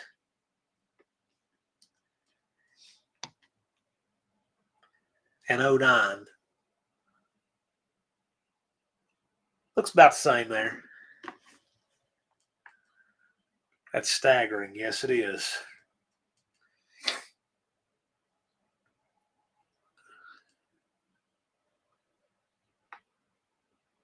Pie is delicious. If it's made right, correct. Dean uses 22/7 just to drive the engineers crazy. Hope you're feeling better. I still don't feel right. I still feel kind of run over. Yeah, we'll do a content creator workshop soon. It's about that time of year. It's time to do it. BNR says, how can I retire before 71 and not kick it and die? Good question.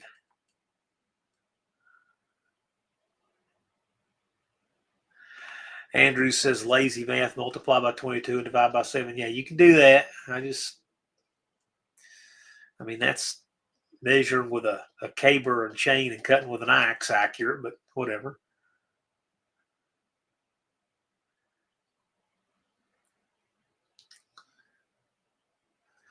38 raises milk pie is good stuff. Last piece of pie I ate was my aunt's chocolate pie. She was in here earlier.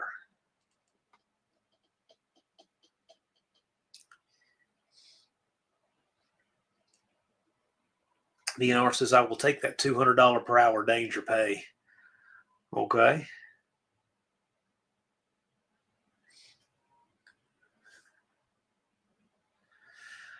UP, I never seen a pie I didn't like. I can't say that.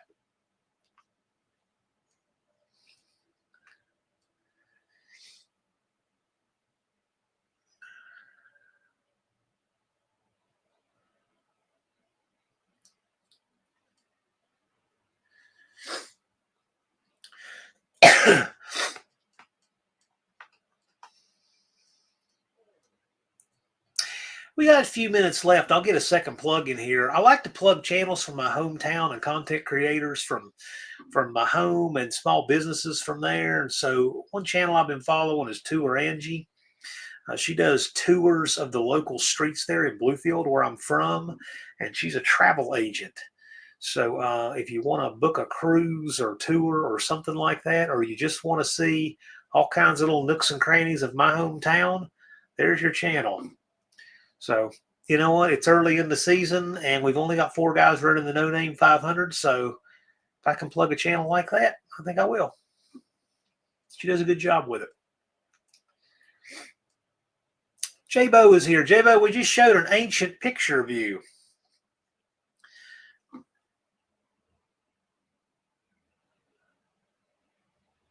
Submitted by Bad Tree Blake, of course.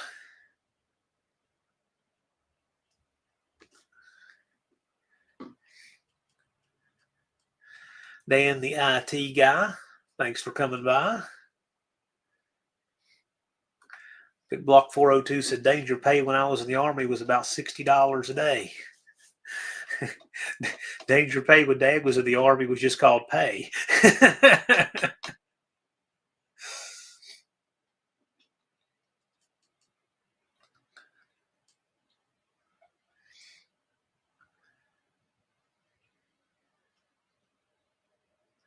Has J-Bo grown into that jacket yet? That's a good question. Blake, did J-Bo have a members only jacket? I could totally see that. Oh no. So I know you're talking about Gonzo59, that YouTuber. Several years ago, he'd take 20,000 for his charger. The key there is several years ago. But he still exists. He's still subscribed to my channel, so.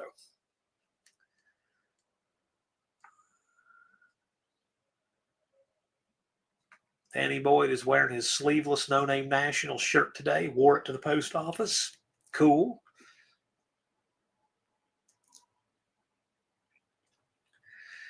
It's getting close to that time when Post Office Pam sends out the No Name Nationals inspirational clock. We're getting close to that time.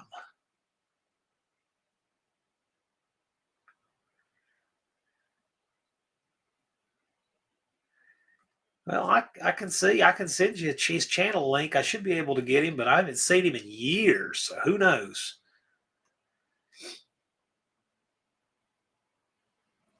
Dizzy says at the Rockin' Billy Bash 20 to 23, y'all promoting the NNN there again. Okay.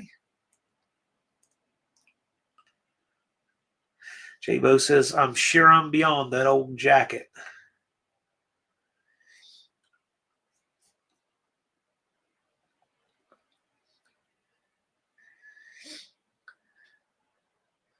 I don't know. J-Bo's pretty retro.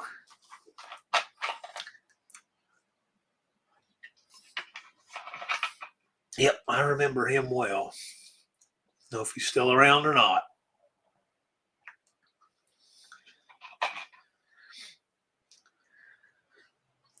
Yeah, that's right.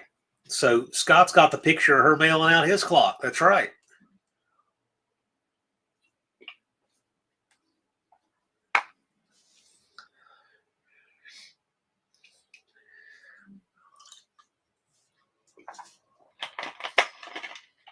Hundreds of channels named Gonzo. Yeah, but I have the link to his, I know, because he's subscribed to me.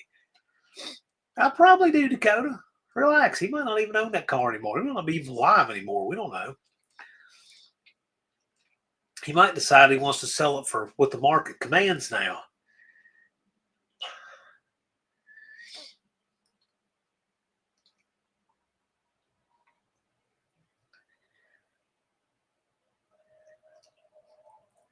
I don't know how y'all got on Ted Nugent, but whatever.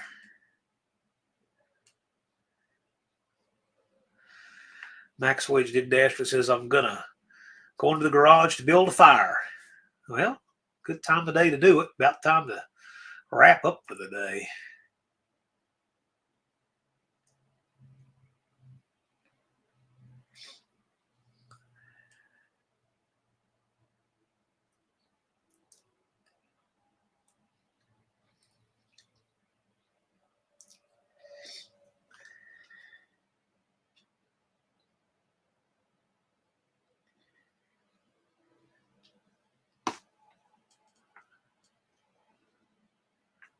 Double Live was a good one. Okay.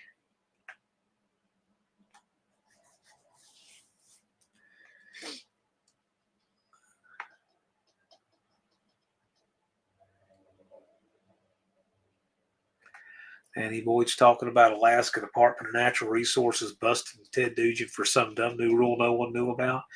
Yeah, I don't know. Although the walleye fishing scandal, putting weights in the fish for whatever reason, has been popping up in my feed lately, and I think it's interesting. I had forgotten about that from 2022. These guys were winning walleye tournaments, and they were putting 2-pound sinkers in the mouths of the fish, and they were always 8 pounds heavier than those people. And that's exactly why they catch, say 4 or 5 fish and put a 2-pound sinker in each one of them. I don't know how anybody thought they were going to get away with that for very long, but there's no telling how much prize money they wrongly won but couldn't be proved.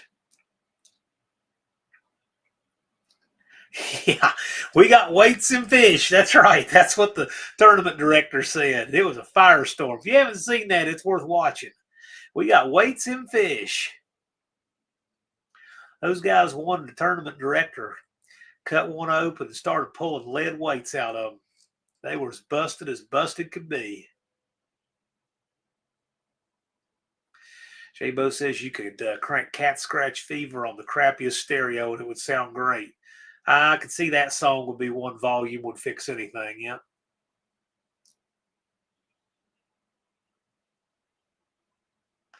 Dizzy's never seen the movie Better Off Dead. Never seen it before. Well, it's a good watch. It's fun to watch. It's an 80s movie. What can I say?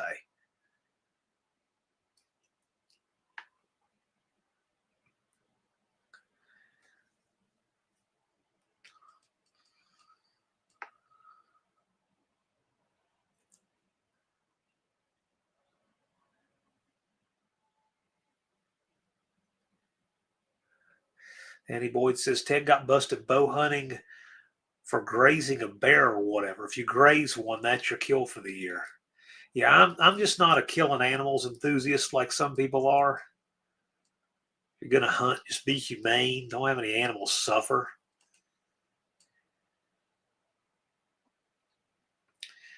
Yeah, every car guy that likes 80 movies, see that at least once. It's a good watch.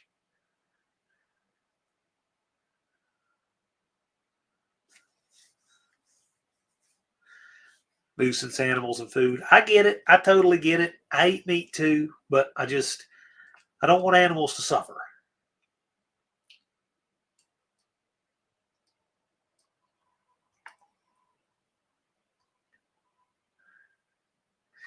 Dakota says, I'd like to get a bear with black powder rifle for maximum mountain man status. Okay.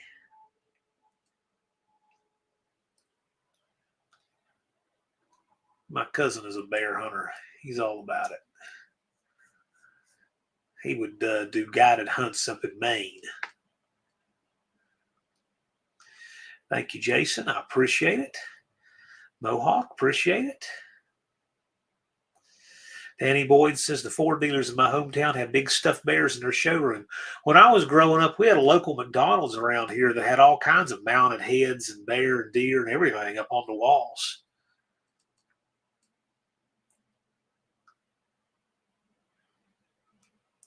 Bear tastes like salty ham. Yeah, it's real gamey. I like deer better. Danny Boyd says, I've read that bears are related to pigs and hogs.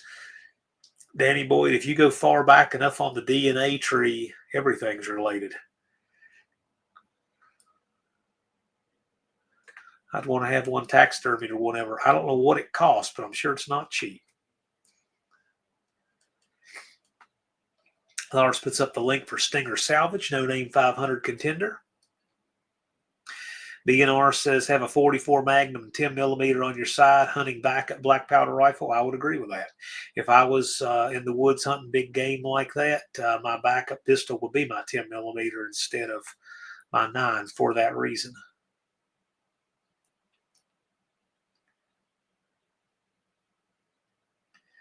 Dakota's got a couple of 44 black powder revolvers. Okay, cool.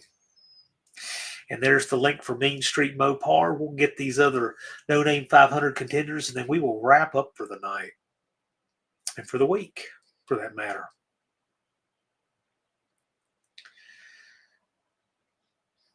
So check out Stinger Salvage. I know he's over 300 subs now. Main Street Mopar is at 270 something last I saw. Hope this is PETA approved. They say 10 millimeter full power is minimum for bears. I can see that. If you're going to carry a 10 millimeter, carry full power. Don't carry a 10 if you want it loaded light. Men carry full power 10 millimeter if they're going to carry it at all. There's the link for Indecisive Garage. Check him out. He was at 57 subs at the beginning of the evening, I believe.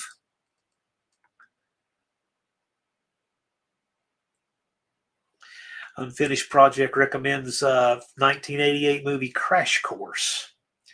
Not seen that. And Lars has got who rounds out the No Name 500 with Lone Ridge Garage. And he's been coming up pretty quickly. He was at 3 subs, I think, when he started, and he is up to 40-some now. So he's on the move. And with that, guys, we're at our time. Thanks for coming out tonight. Thanks for joining me. I plan to be back next week. If you have tech questions, a good place to ask them is Tech Talk Live on Wednesday on the American Hot Rod Association channel. If you have yet to register for the 4th annual AHRA No Name Nationals, there is a link down below. It's a good time to do it. We'll get you your information sent in for Edelbrock Incentives so you can get a login and shop over there at edelbrock.com and get your discount. And hopefully it'll help you save some money on your way to getting your builds done for the No Name Nationals, which is coming up in 223 days, 1 hour and 58 minutes. So with that, y'all have a great weekend, and thanks for joining us.